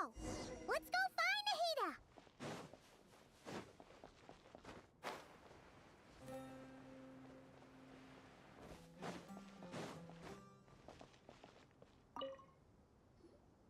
There you are. Miss Nicole truly is an angel. She shows great wisdom in guiding others, and she has already sent word to Natlan on our behalf.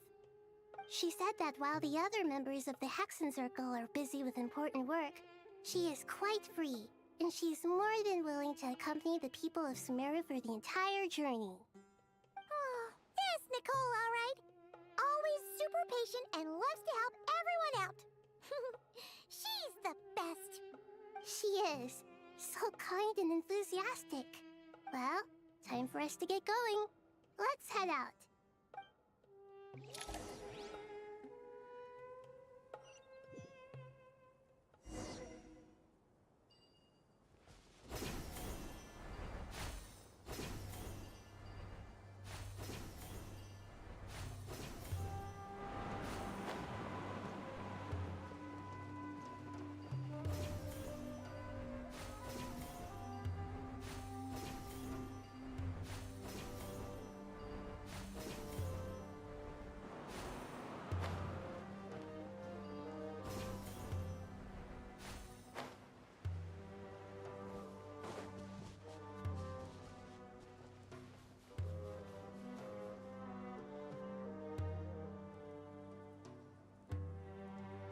This should be one of the closest places to Natlan in all of Sumeru. There's the barrier Nicole and Nefer mentioned. It completely cuts this nation off from the others. But why? Why separate you from the rest of the world now, specifically? And if I'm not mistaken, Irminsul was polluted once before, wasn't it?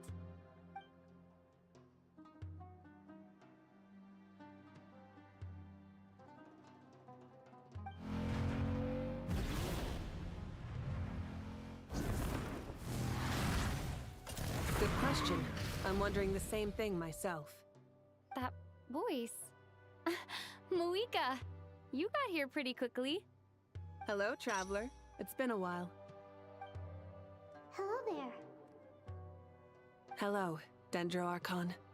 Moika, I apologize for asking you to meet at the border on such short notice.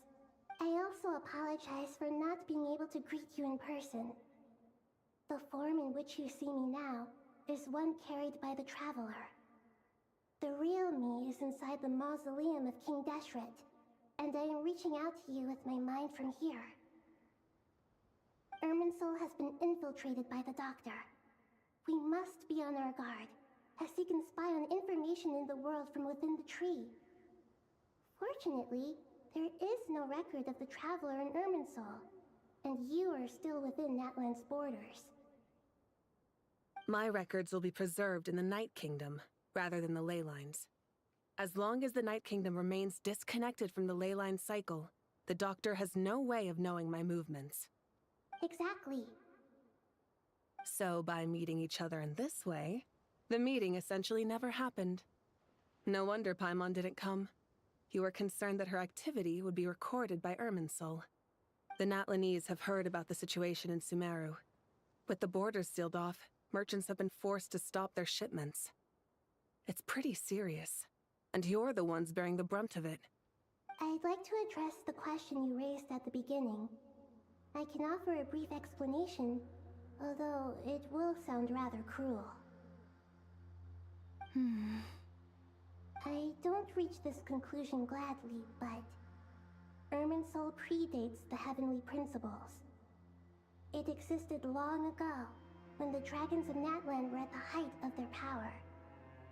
So even when the people of Sumeru became ill because of pollution, it was not a critical issue from the perspective of Irminsul itself. As long as it continues to function normally, the barrier will not be activated.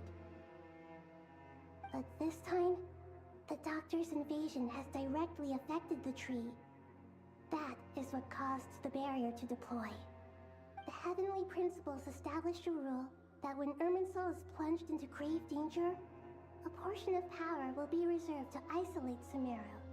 That way, even if Sumeru is destroyed, the outside world at least has some time to catch its breath. We'd certainly need it. The Heavenly Principles created almost everything that exists in Teyvat today. To them, preserving the existence of the world and its inhabitants takes priority over protecting Sumeru. Meaning, protecting Sumeru now falls to you. Yes. My own power may be limited, especially compared to yours. But that doesn't mean that we're just gonna sit around and wait for the end. If necessary, I will utilize any and every means at my disposal. Nicole of the Hexen Circle didn't say exactly what this meeting was about. But after hearing everything you've said so far, I think I can guess where this is going. That's right. Nahida and I discussed it at length. We both know how presumptuous this is, but... You need the Pyronosis, don't you? Yes, you guessed correctly. Originally, I only intended to borrow it, but the situation is far graver than I foresaw. So instead, what I ask of you is to please give the Pyronosis to Sumeru. Why do you sound so nervous? There's no need to be shy. Surely a Gnosis is pretty important to a god. I guess, but it's not as if losing it would suddenly render us powerless. But I'm sure you don't need me to tell you that. With all the nations you've traveled to, and all the gods you've met, you must have realized that by now. As far as I'm concerned, a Gnosis is basically an elemental energy enhancer. But I don't usually use it. You know me. I like to think I'm pretty strong without it. Yeah. Not about to dispute that. So you see, you don't need to sweat it. Here, take the Pyronosis.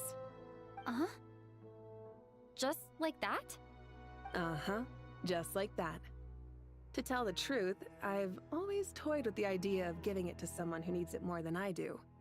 I know you accompanied Nahida here to try and increase the chance of success.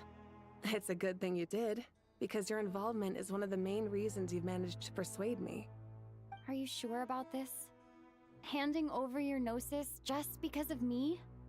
I won't try to quantify it, but trust me. Handing over the Gnosis to Tumaini is far from the craziest idea I could think of. Besides, even if you hadn't come here personally, I think I still would have agreed to Nahida's request. Irminsul doesn't just affect Sumeru. It impacts all of Teyvat. I know all too well how difficult it can be to protect the things you care about. So logically, morally, or however you want to cut it, helping you is the right thing to do. You don't need to tell me the specifics of your plan. Where the Gnosis is involved, The tighter the secrecy, the higher your chances of success. Moika, my heartfelt thanks go to you and the people of Naplan. Don't mention it. But now for the hard part. How do I actually give it to you? The Irminsul barrier is right in the way. I have an idea.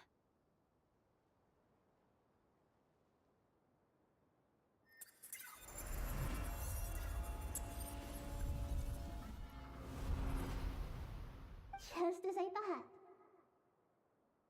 thought. Incredible. What did you do? Just made a lucky guess. This seems to happen quite a lot. Things that apply to everyone else don't seem to apply to me. I figured the same might be true here. Irminsul usually produces effects based on the records it holds. Since the Traveler is a descender, Irminsul contains no records of her, and thus has no way to impede her. Is that right? You really are full of surprises. Catch. Whoa! Thank you, Moika. Thank you for trusting us with something so important. All right. No need to get so formal. It's not like we're strangers. Besides, there's still one problem. You might be able to pass through the barrier, but I don't know about the Gnosis. Any other surprises for us, Traveler? Let me try something. I have the Pyrognosis in my hand. It feels strangely ordinary. Not particularly heavy. And yet, this tiny thing symbolizes the mighty authority of a god.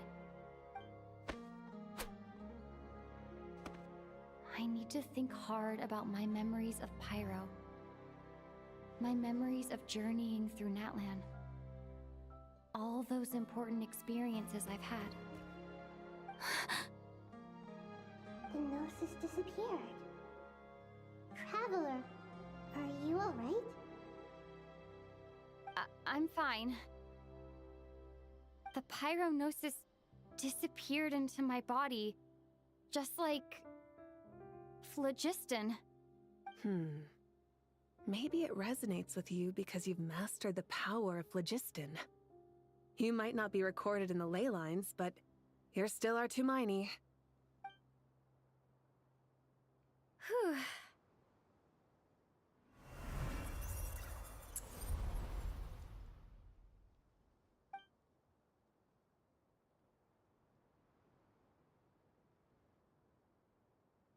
Please allow me to express my gratitude once again, Moika. Pleasure. Well, I've given you all the help I can. The rest is up to you. Good luck. We won't let you down. Yeah, we aren't about to lose.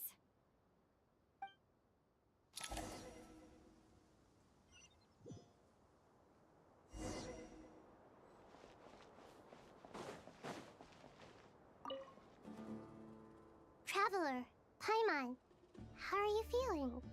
Paimon's a teensy bit nervous, but only a teeny tiny bit.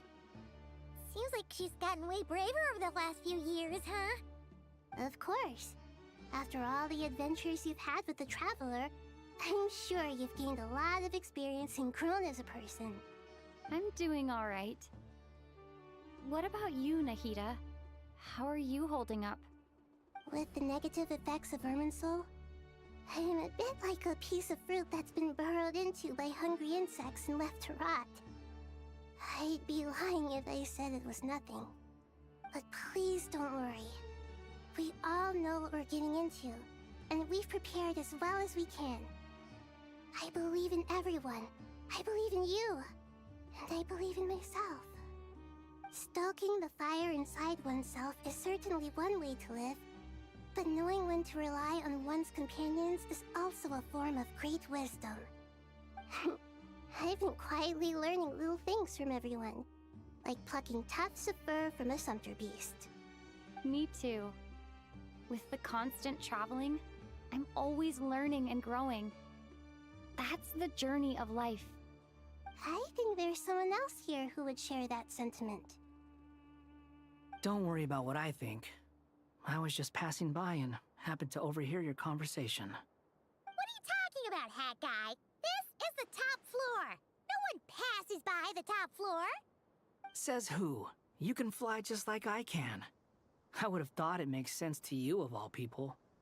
I don't know why, but I feel a little more relaxed now. It shows that you feel comfortable laying down your burdens in our presence.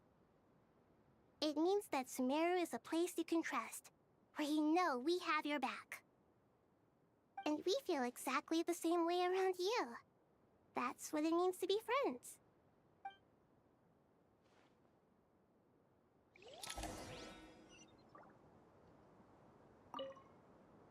Feel free to mingle if you'd like some time to catch up with people. Just remember to get a good night's sleep when you're done. Tomorrow is a very important day.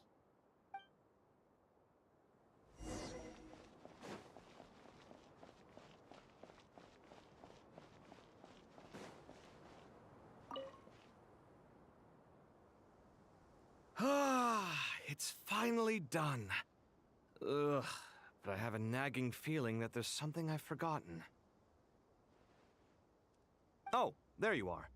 Everything wrapped up on your end?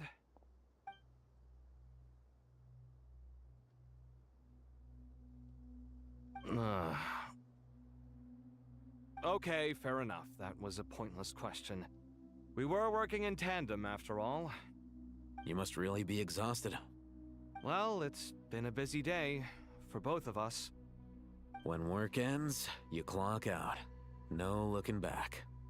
Yeah, we're definitely due a break. Probably a little late to start drinking now, though.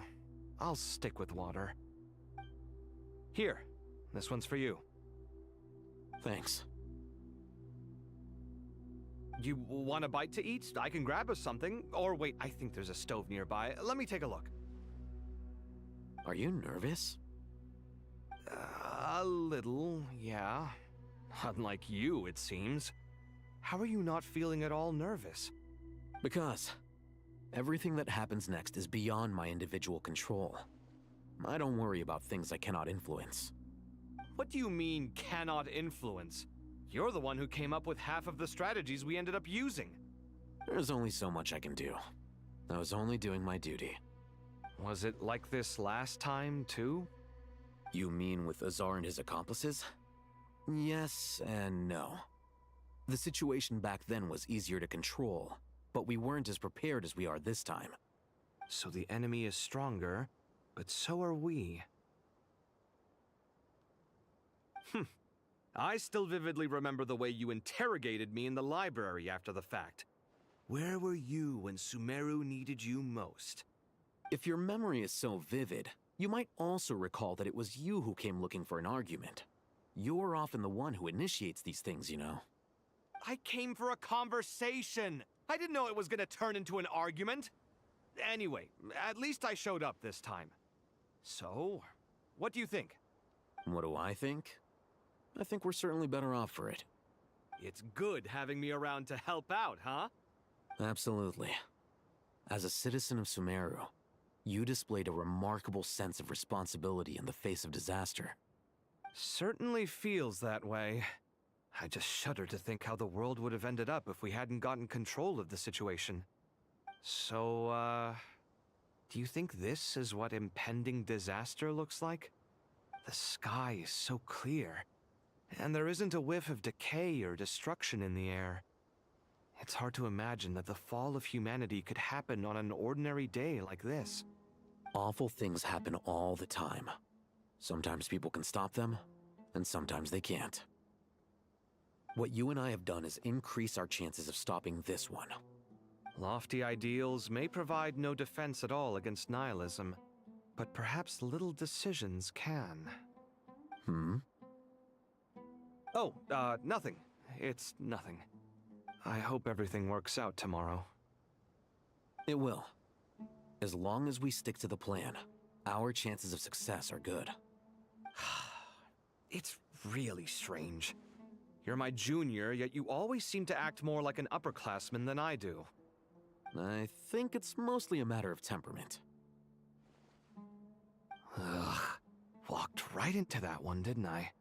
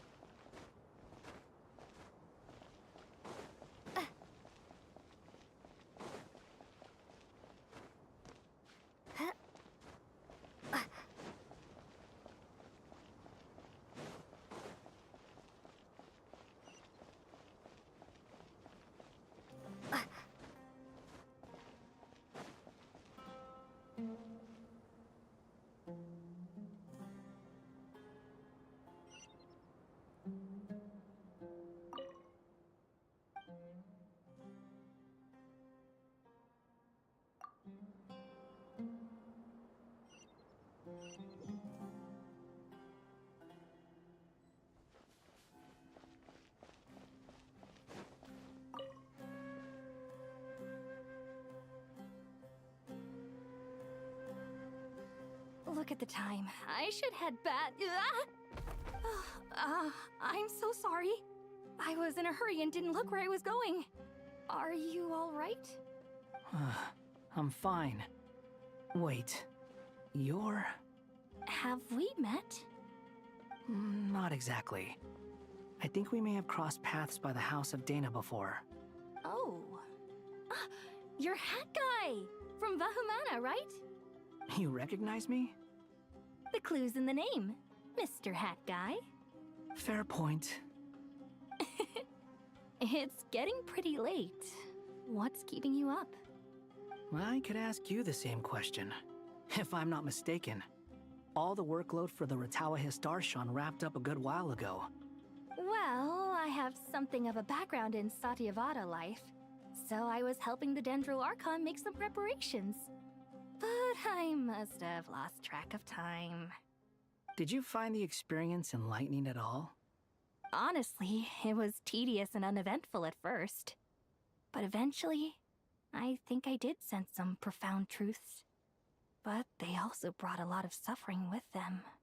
I was told that I even shed tears while I was meditating, though I have no idea why.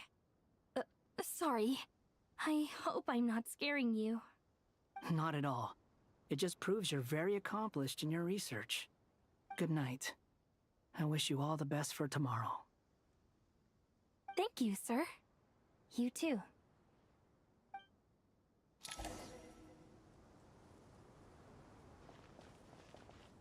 Good night. Thank you, sir.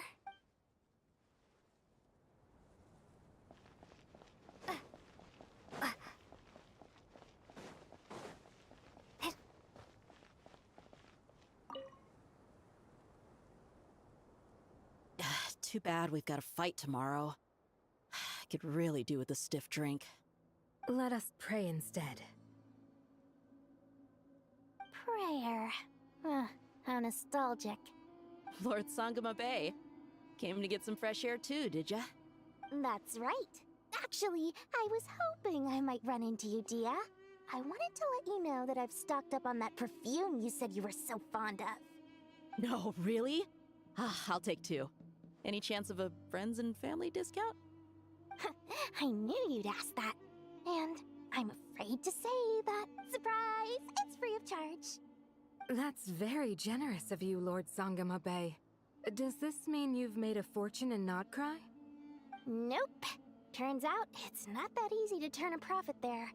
I even ran some assorted losses. But anyway, that has nothing to do with why I wanted to give you and Dia a small gift. Remember that merchant caravan you two rescued in the desert last month? That was transporting my goods! No way! I had no idea that was your shipment. Explains the, eclectic mix of goods, though.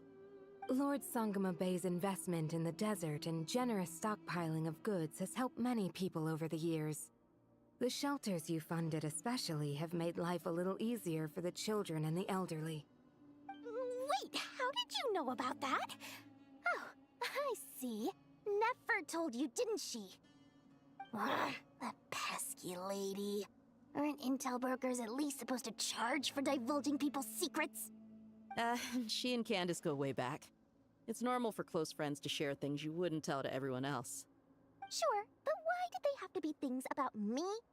That's how Nefer shows that she cares. She wishes for all of us to know what a generous person you truly are. It must be hard trying to make a living far away from home. Just because we can tell what kind of person you are doesn't mean everyone else can.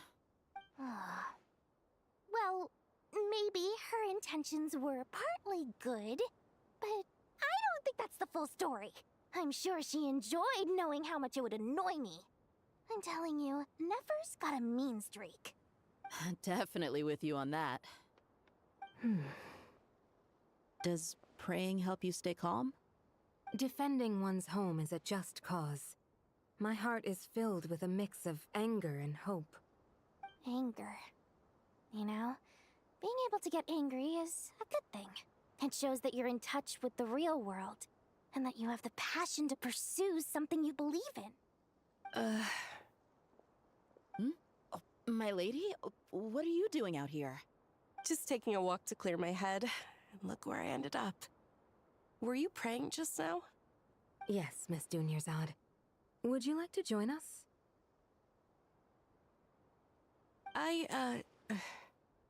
Come on, it's fine.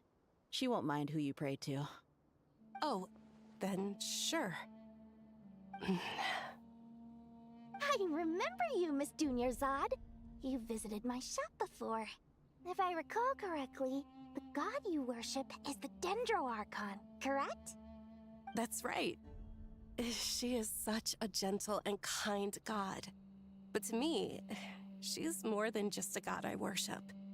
I see her more as a friend. And so do many others. She's not some almighty god who reigns on high, but a genuine friend. Agreed. She's a wise teacher and a good friend. I spoke with several people during the evacuation. Everyone's aware that tomorrow's battle is one that ordinary people can join too. A battle to fight for our friends and our homeland. Oh, it makes me glad. I can finally do something for those who protected me. You've grown so much since we first met. Oh, a compliment? Ooh, more please. Thank you. My lady, you've always been a remarkably strong and ambitious person. It's indisputable. And that's not just a compliment. It's a statement of fact. What are you praying for? Our beliefs may not be entirely the same, but we both wish for the same thing. I pray that everyone will rise to the challenges ahead and return safe and sound. I pray for the safe return of all my companions.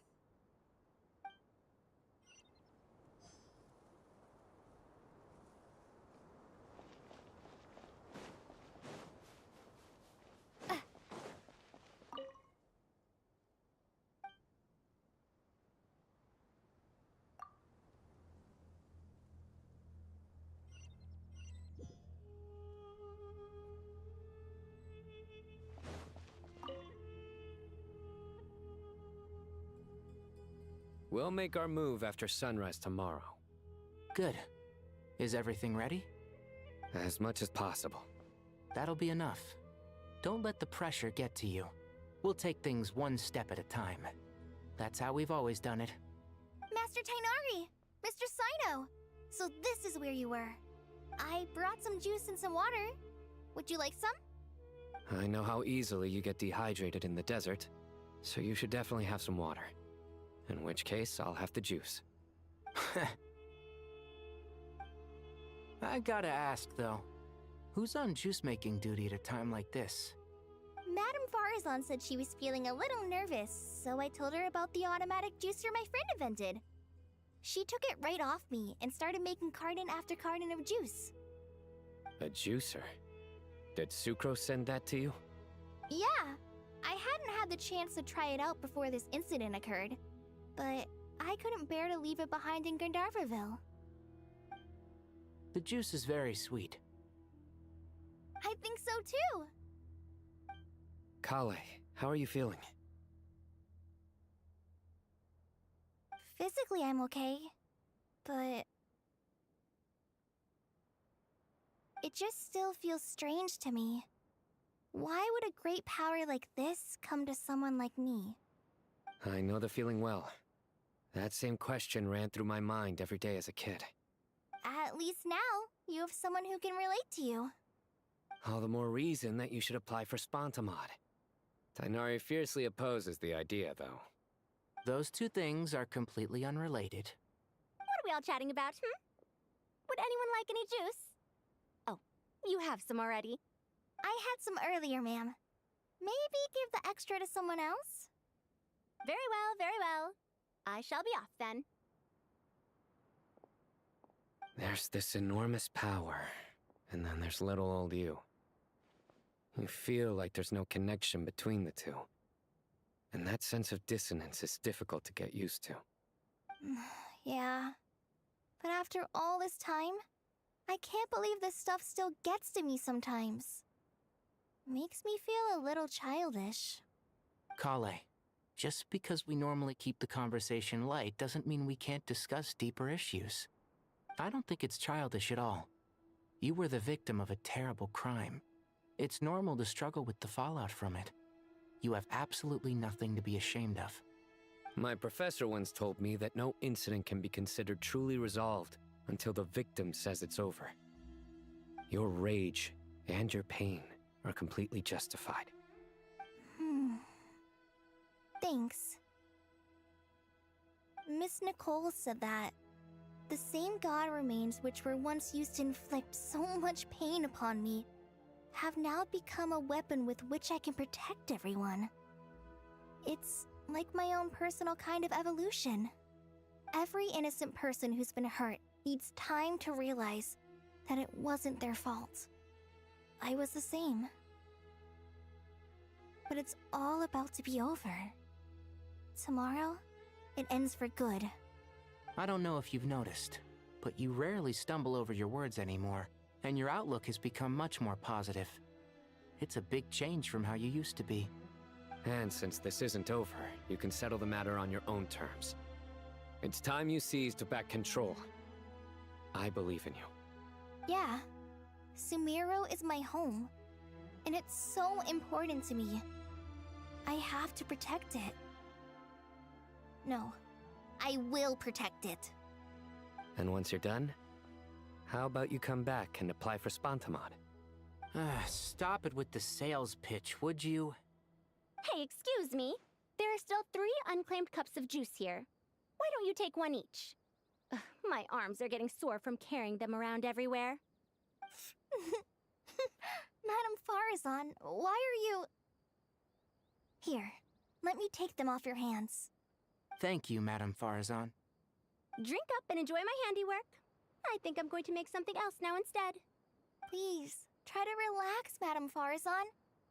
Your nerves are starting to get the better of you. I know, I know.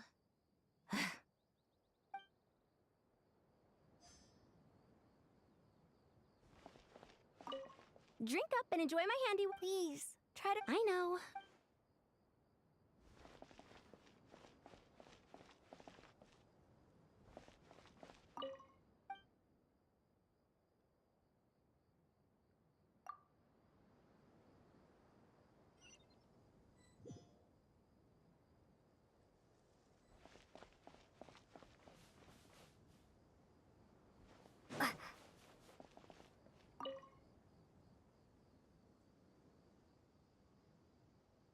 Something on your mind, Miss Nefer?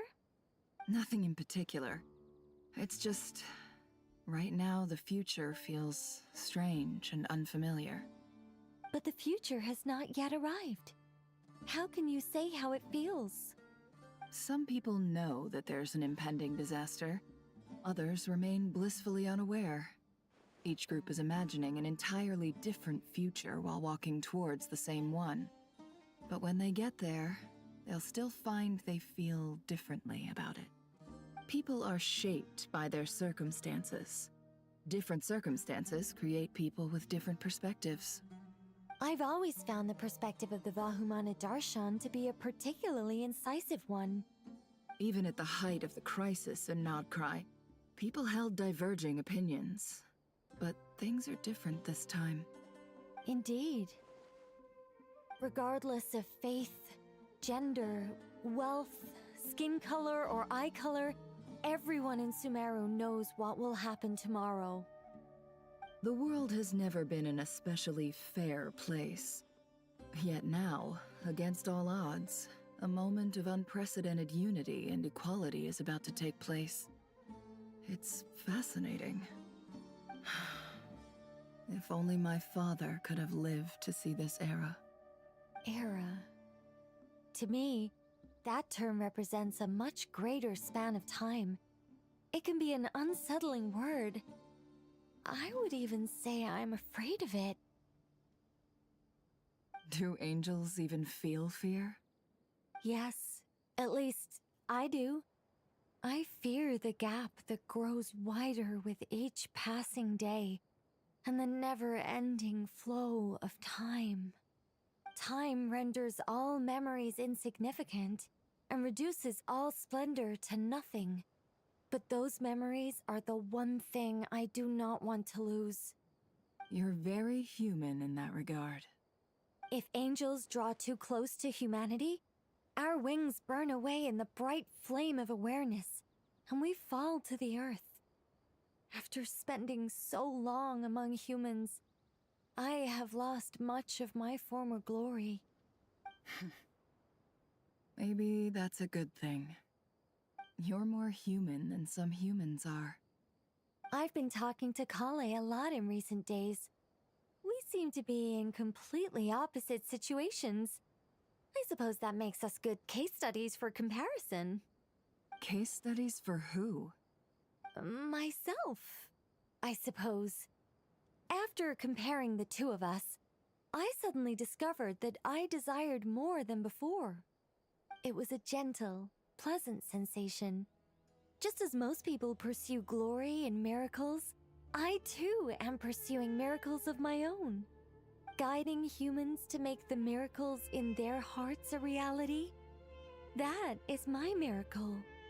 It doesn't sound so bad, does it? It was a gentle, guiding...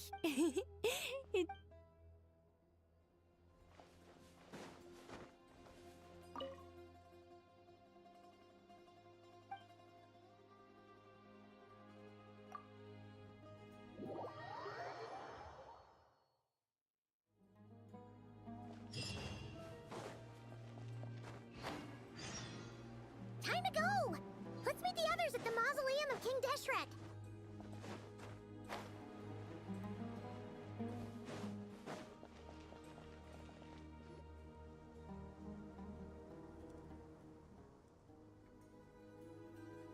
I have not felt this way in a long time. Standing up high, gazing out at the rolling dunes. One cannot know what freedom truly means without first losing it. The golden slumber truly lives up to its name as a dreamland. Though desert sands exist there too, no mirage, no matter how glorious, can compare to true beauty. Dendro Archon, what is on your mind? I was wondering whose counsel I should seek on the questions in my heart. What kind of questions? So many. More than can be put into words. As I once said to a friend, we look, we see, and we comprehend. But the question still troubles us. What are the many disasters that this world faces, but the sum of all irresolvable questions?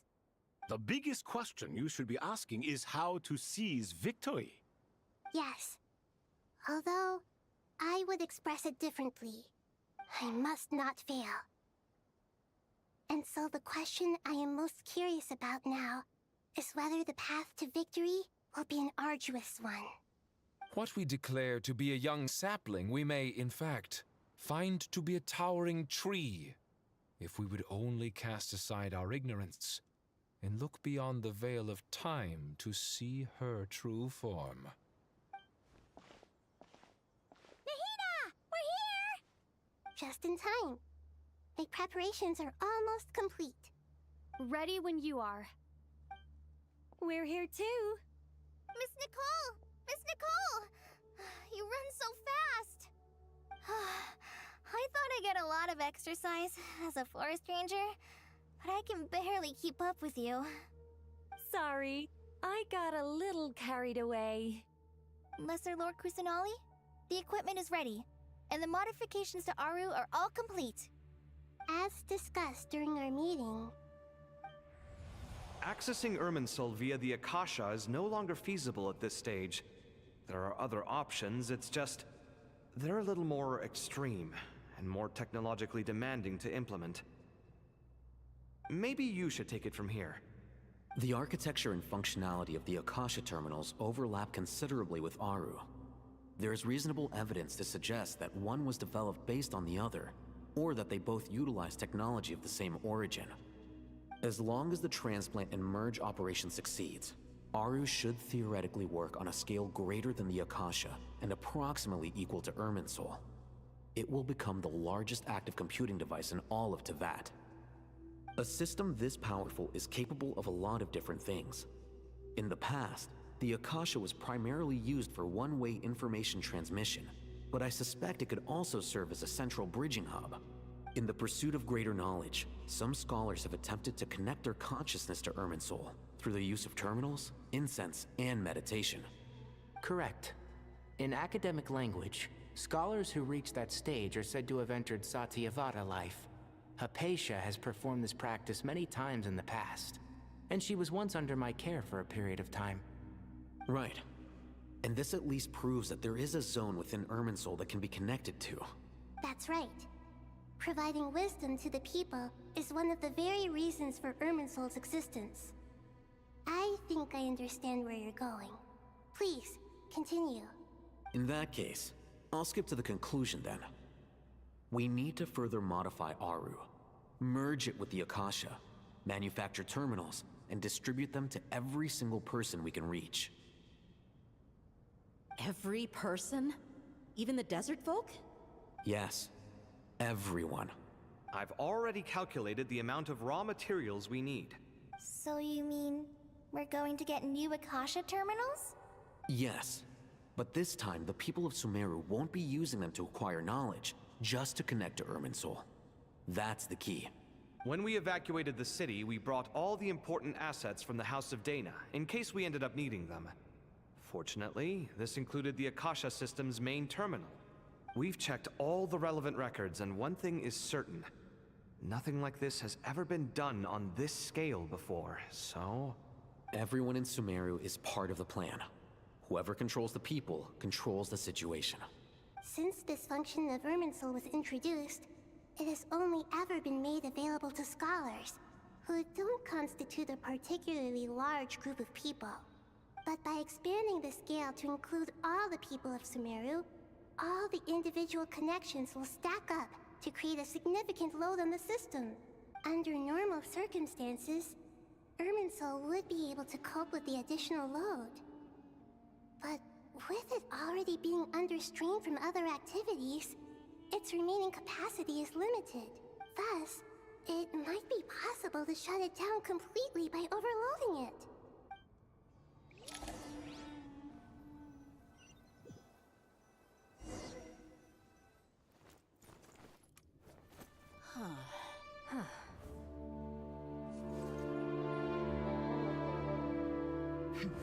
counting down. 3, 2, 1. Are you ready? Ready.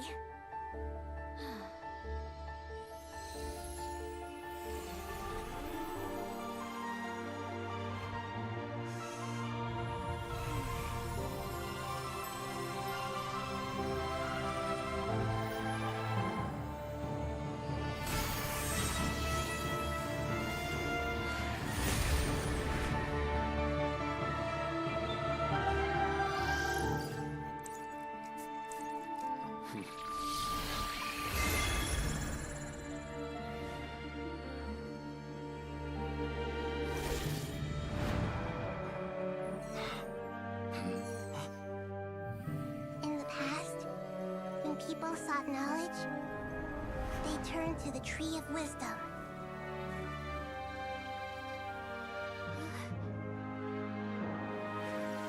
Today, we use it to save Sumeru and the whole world. These boughs that nurtured learning must not become tools for destroying the world.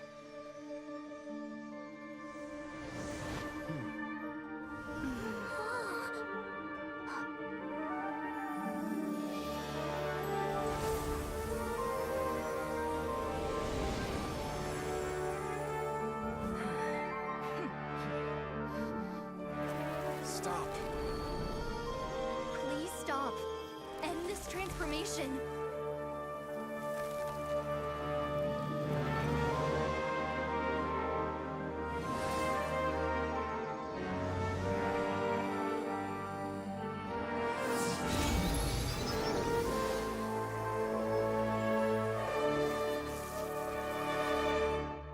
You would shut down Irminsul just to stop me?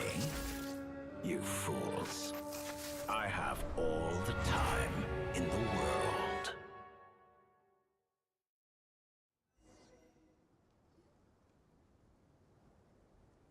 Success! The evil Irminsul tree has stopped growing! Great!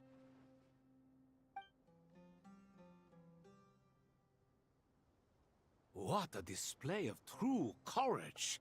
The courage to think and the courage to act! I never thought I would witness the shutdown of Irminsul with my own eyes. Perhaps this is human wisdom in action? Indeed, only humans could do such a thing. Gods are few and far between. What was once created for spreading knowledge is now used for another purpose. A rather ingenious plan. I am grateful to you three for your help. Only thanks to you were we able to extend Aru's interference capabilities to cover all terminals. Now, nobody who wears a terminal will have their activity accurately tracked by Irminsul. No matter how many eyes Dottore possesses, he will not be able to see us clearly. Now for the next step. I will need the help of your supreme powers once again. How might we be of service, Lord of Dendro? I need to reach the Eternal Oasis immediately. Right now? In that case, Ibis King, would you agree that this is a fine opportunity to dust off our old tricks? Never. I assume you have that chess set with you? You mean the one you gave to me as a gift? Asking for it back, are you? How could I? You misjudge me. I just wanted to show you another way you can use it. Connect to Safhe Shatranj.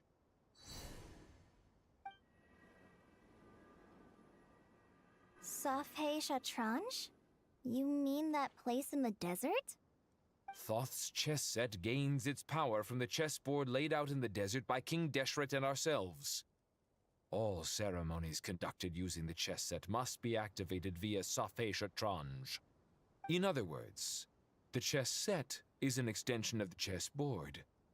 In the past, moving a chess piece was a sacred and momentous act. Transfer initiated. Entering live combat mode.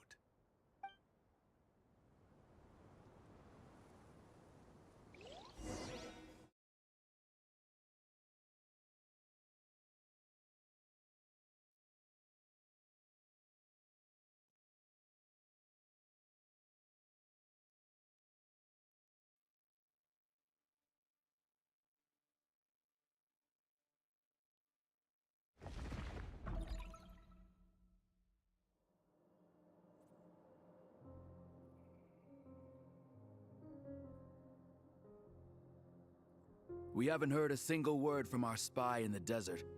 I'm afraid he might have been captured. Never mind. But we spent years turning him. And a lot of Mora. Nothing comes for free in this world, but the loss is not without its purpose. For a small price, we have wasted a precious amount of the limited time they have. Quite a bargain, if you ask me.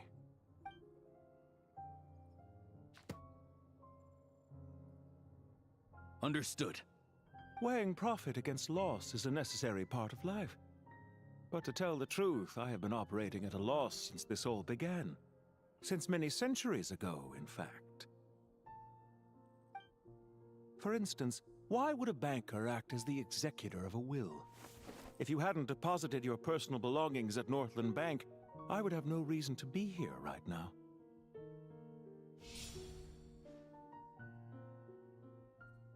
Dottore, I've placed your final data backup into the ley lines as per our contract. I trust we are now square for the safe deposit fees you paid. Is it not a little petty to split hairs like this, given our amicable relationship? I consider sound bookkeeping a matter of principle. Do not forget that you only live to see this day thanks to me. In fact, every day of your life since you met me, you've been living on borrowed time. Why, that's hardly a fair assessment. I will concede that my survival was perhaps at your whim, but I became a harbinger on my own merits. Managing money is not like other professions. Mine is not a role I could have acquired based on your recommendation alone, and certainly not one I could have lasted so long in without genuine ability. The information stored in the ley lines is quite comprehensive. Rest assured, I have not forgotten how strong your pride is. Well, I presume you have no sense of fragmentation while talking with me. How could anything possibly go wrong with such strict measures in place? The remainder of your soul was split in two, with one half sent to Nodcry and the other stored in the most secure vault of the Northland Bank. Though I must say, your disdain for the other segments is quite amusing. Zandik is you, and you are Zandik. Zandik created the segments, yet you, a segment yourself, reject him. That is, Zandik, created segments of various ages in his later years. To achieve this, he had to freeze time and part with a portion of his soul. But as constructive as it sounds, it erases my uniqueness. If each segment is equally me, then by the same token, none of them are truly me. A soul living forever in the past inevitably holds different views than he did in his later years. The same thing that completes me also restricts me. You too might ask yourself which stage of your life you want to be preserved at. The day your business failed? Or the day you were framed by a gang and sold off to a medical lab as a test subject? We needn't dredge up the past. This undesirable plan was eventually scrapped. Lesser Lord Kusanali was quite right. I needed an opportunity to eliminate myself. And after that, I concluded that there was no more effective plan than directly splitting the soul. Once the soul is transferred out, you will find that creating a physical body is far simpler than creating a puppet.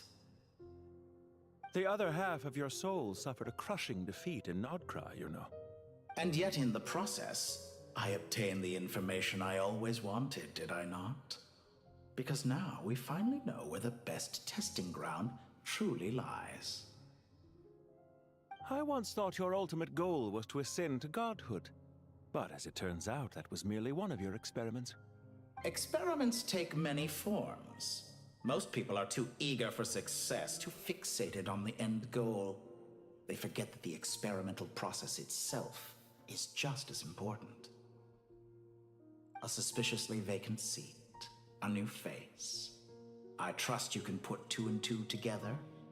The reason it doesn't exist is because someone tampered with the record. What can I say? After all your efforts, you really did uncover the world's secrets. So, is the new world you promised a lie?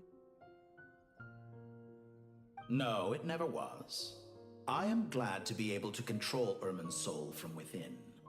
Now I shall attempt to create a new world inside the existing one. Almost everyone faces the prospect of death, but not a single person has ever been able to experiment unrestrained in the afterlife through sheer force of will. I am the only one to have overcome this enormous challenge. Would I not be letting the world down if I didn't make the most of the opportunity to experiment? Clearly, the dividing of your soul did not affect the magnitude of your ego. Out of all the versions of you that have ever existed, this you is the most insane and the most radical. Is that why you chose to work with me? Which was it then? My insanity? Or my radicalism? Could I call myself a venture capitalist without a suitably ambitious plan to invest in? Yours happened to fit the bill quite perfectly. Well then, I must say, while I am surprised enough that you showed up at all, what surprises me more is that you chose to present yourself as my former subordinate, and not as the banker Pantalone. Why make things harder than they need to be?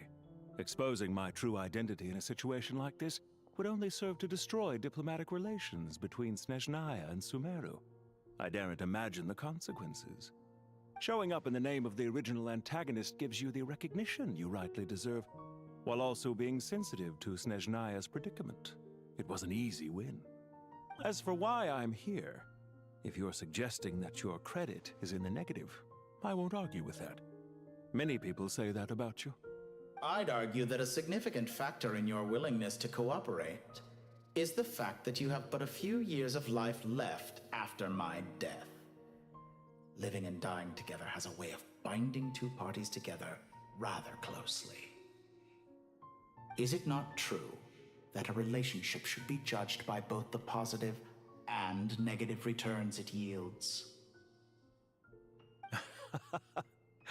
So some of what I said actually made it into your head after all.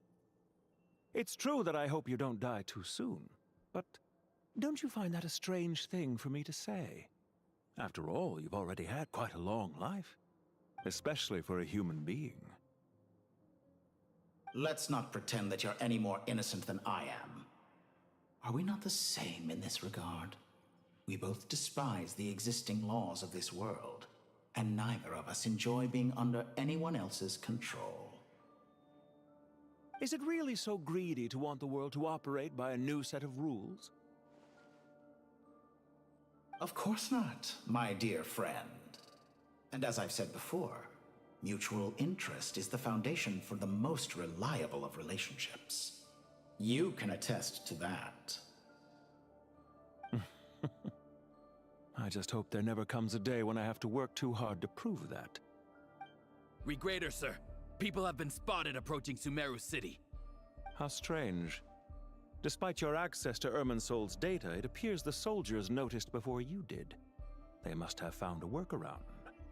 Well, Dottore, I trust you know what this means. The fact is...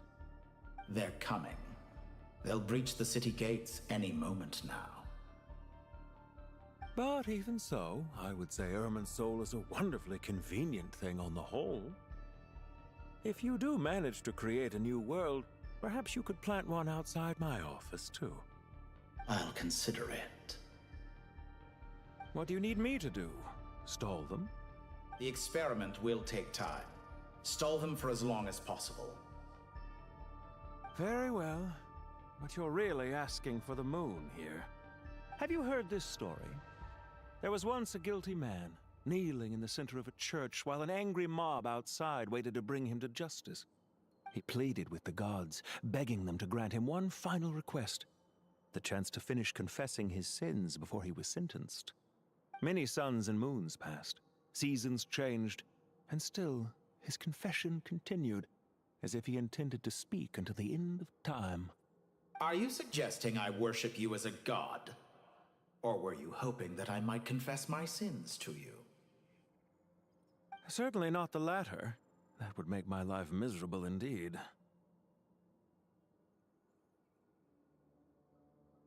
For someone who despises them so, you never seem to have any objections to me creating or becoming one. At first, I thought you'd be furious. Concerned I would terminate our partnership, were you? Not at all. You had reasons why our partnership must continue. Don't you find people's attitudes toward gods amusing? A god descends from the heavens and people worship it unreservedly, blindly following whatever rules are given to them. And yet, when they see an ordinary person gain godlike levels of power by virtue of their own hard work, they treat him with nothing but suspicion, even if he is a compatriot. Is that supposed to be a compliment? No. I was just thinking. I pity the man who would call you a compatriot. There's no need to be so self-critical.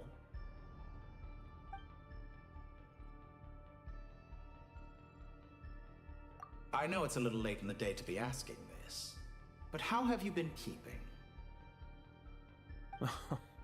I'm flattered that you would take the time out of your busy schedule to consider my well-being, Doctor. The part of your soul that went to Nodcry caused quite a stir, sending our organization back to the drawing board on numerous fronts. It was quite a headache for everyone involved. Dear me, I must have caused you no end of trouble. You certainly did. I had the rare honor of being summoned before the Tsaritsa with Pulcinella to answer for myself. A terrifying ordeal. Don't worry, I pulled through. At most, it's a public relations nightmare. I made sure of that. Now I'm curious. How did you explain yourself? Oh, it was quite simple. I just pinned the blame on someone who wasn't there to defend himself. I could hardly be expected to defy the demands of someone as insistent as the Second Harbinger, now could I? How you slander me. You know full well that I am perfectly amenable to reason. There's no question that you are partly to blame for the ruin of my reputation over the years.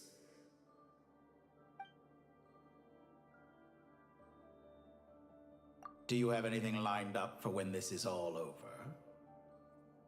Hard to say.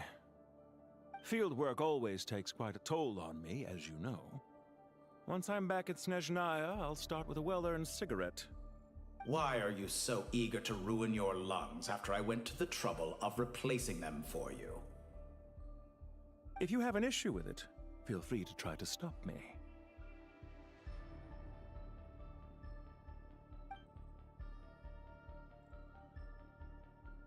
What's on your mind? The limits of humanity. It's a pity. Despite running countless calculations, I find there is simply no way to reduce any further the amount of one's soul required to sustain an individual. It's rare to hear you admit to being unable to achieve something. I beg to differ. For instance, as I've told you before, the original me was prone to motion sickness and couldn't make long train rides. Ah, yes, of course. One of the reasons you often sent yourself out on errands. What are you thinking about now? A new experiment. In the event that my soul was depleted, say we extracted my data from someone else's memories, yours for instance, and then combined it with your intact soul as the base material, what would we create? Such a scenario would be impossible. Oh? As long as your current soul survives, there will be no need to create a new individual. Don't forget, you were the one who approved of the present situation wherein only one Dottore remains. And if you ceased to exist, who would be capable of performing this experiment?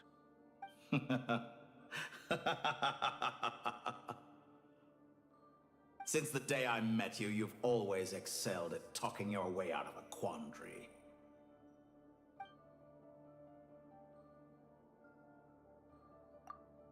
Isn't it a little too early to be saying goodbye? Not that I wish to keep you from your business, of course. Very well. Let's leave the conversation there for now.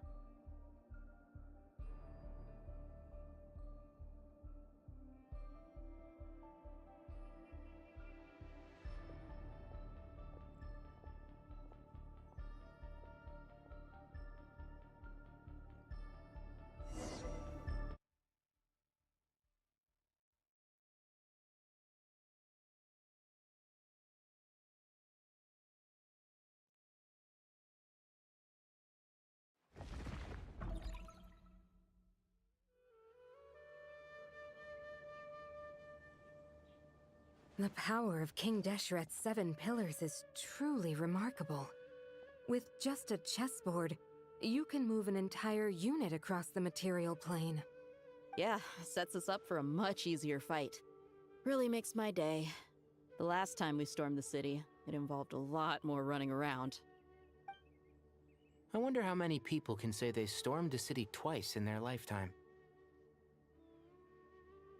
I was just thinking that. I've definitely had more than my fair share of unusual experiences in my life. This is my first time here, actually. We never usually leave Gandharvaville. I hope this will be my last time. Does everyone have to chime in? Can't we just fight? What an amusing comment, my dear lady. Yet humans often alleviate tension via small talk, do they not? Whoa! Why is Candace's shield talking? Because the image on her shield is one of me. And I, of course, can appear wherever I wish to. Huh. Well, la-dee-da. Isn't that fancy? Could I get in on this? You wish for your gauntlet to speak? Why, certainly. Ahem. I think you'll find that it is I whose image is carved hereupon. Thanks. Definitely feel stronger now. You're welcome, my lady. I am glad to lend you my power. Sino, what's the situation? There are troops stationed at every entrance. As we expected. A frontal assault will suffice. Everyone, stick to the plan. We'll take the main entrance. You head for the House of Dana's side door. Move out.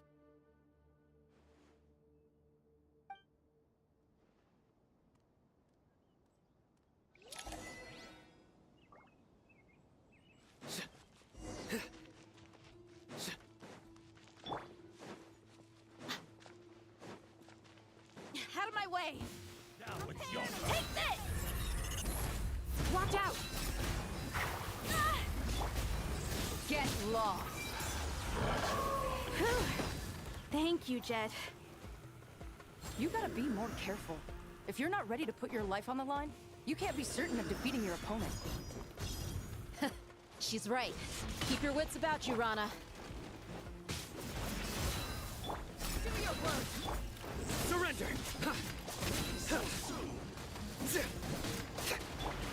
Hear my prayer. No escape! Sleep! Futile! Let's get it on! Hi!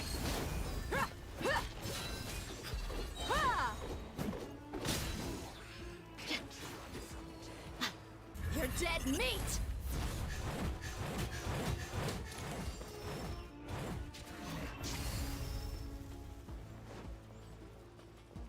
Take them out and secure the harbor. Reinforcements will arrive by water. Consider it done. Show no mercy!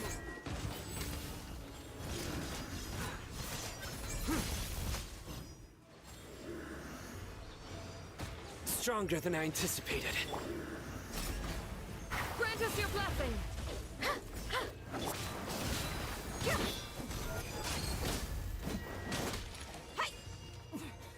Winter shall eventually come.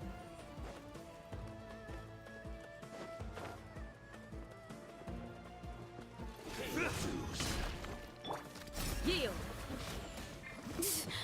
You ain't messing around! Look alive! You asked for it!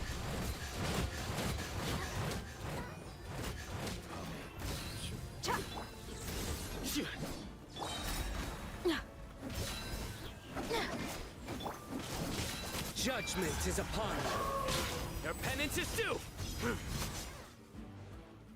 Guilty! Use of force authorized. We shall prevail! Do your worst!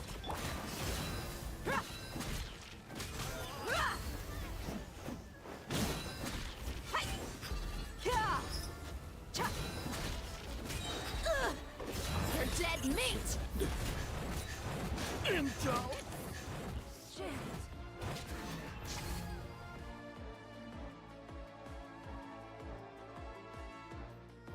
Waterway secured. Brothers! Sisters! Perfect. Just in time. Welcome. Once we've linked up, we'll continue the advance. The team has arrived at the north entrance, as planned. Good. Press on.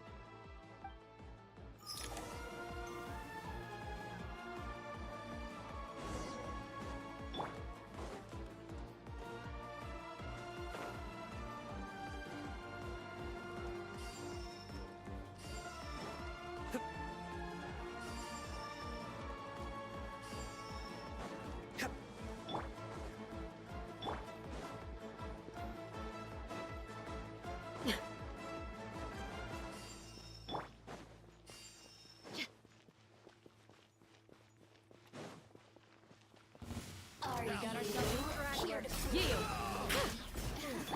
Nowhere to run! Do your work! Hear my... Hi! Futile! Through me, justice is served. You stand condemned. Your penance is due. Buckle up! Oh, now you asked for it!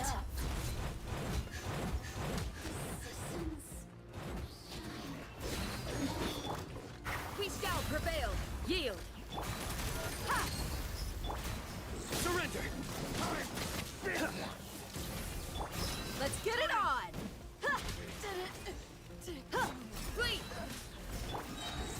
Judgment is upon you. You stand condemned.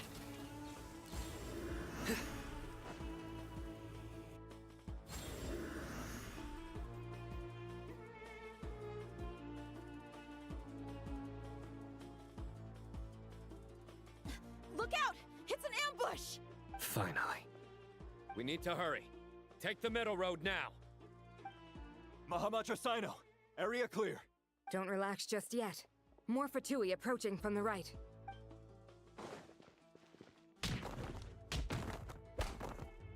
Irminsul cannot track our movements. If necessary, we could split up. Don't worry. We'll wipe them all out. As you can see, our people came raring to go. Good, good. How are things with the Traveler? Can Tainari keep her safe? Don't underestimate Tainari just because he's a forest watcher. He can handle it. All right. You know that's not what I meant.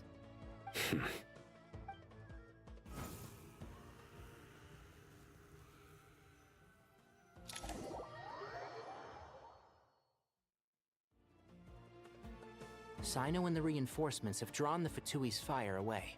It's our turn. By using a cluster leaf of cultivation, we can pass through certain terrain silently. Good luck with that. We'll just fly up there. Huh? Oh, yeah. Paimon forgot she could fly. Ready?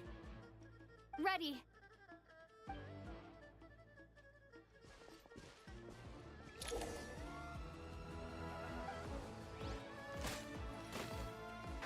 Can't see?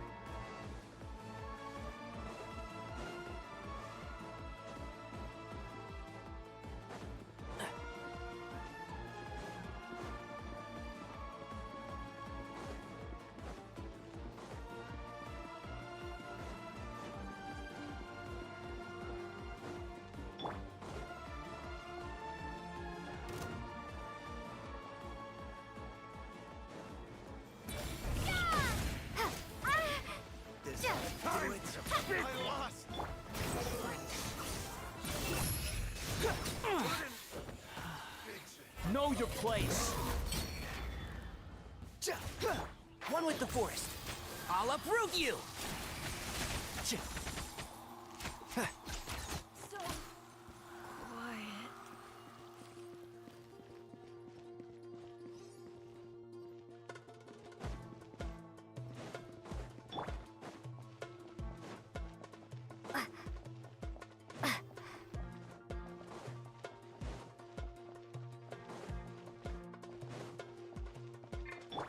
The wind rises.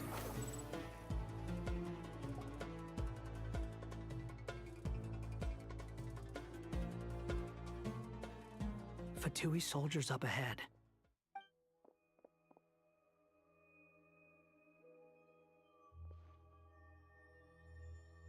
Careful.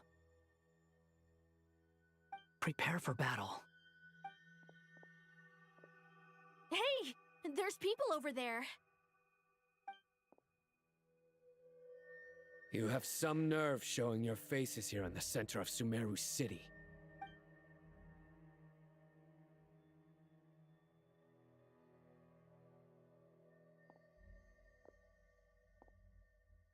You're right on schedule. Well, this guy sure as heck isn't your average Fatui sergeant. They've stationed quite a few people nearby. It definitely looks like they were waiting for us. But something feels off. Everything about this guy feels too deliberate. I highly doubt he's just a subordinate of Dottores. And he's no mere sergeant. Whatever his rank is, it's high. Much higher than we thought. So you've been waiting for us. But it looks like you're geared up for a conversation, rather than a battle. Very clever, General Mahamatra Sino. I know you're the one in charge of this siege, and I look forward to making a deal with you. A siege? Sumeru City belongs to us! Historically, yes. But things can always change. We have quite a sizable force with us, you know. For instance... There's a Fatui ambush at the north gate. Can you handle him? We can for now. Yes, I'm quite sure both sides can hold their ground for the time being. The battle has not yet reached its climax. But what happens next? Do you enjoy watching bloodshed? Surely some of those here are people you count as friends. Once a war begins, some people must die. I doubt you wish that fate upon anyone you know. Wait a second. It's a trick. He's not even there. Silence!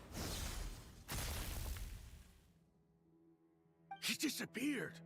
What was that? A ghost? Curses! He was never there to begin with. That was just a shadow projected there to lure us in. Enough talk! Attack! I apologize for being unable to accompany you at this crucial moment, but I am compelled to leave for reasons beyond my control. Please excuse me. Sumeru's General Mahamatra is quite ruthless. It's a good thing I wasn't there in person. Your illusion held them up for a time just fine. But now that they have seen through it, they will realize you were just a decoy.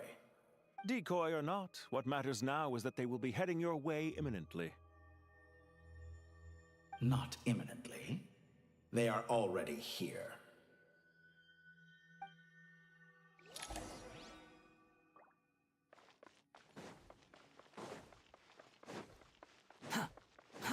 Too slow.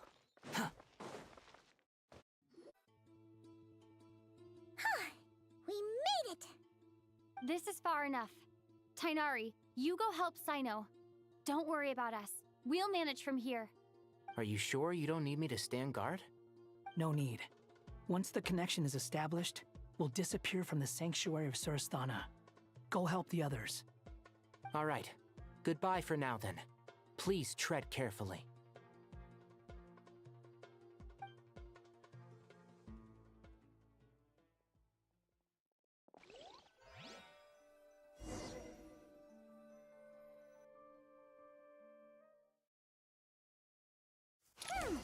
Now where's the interface Nahida mentioned? Come on, where's it hiding? Found it. It's over here.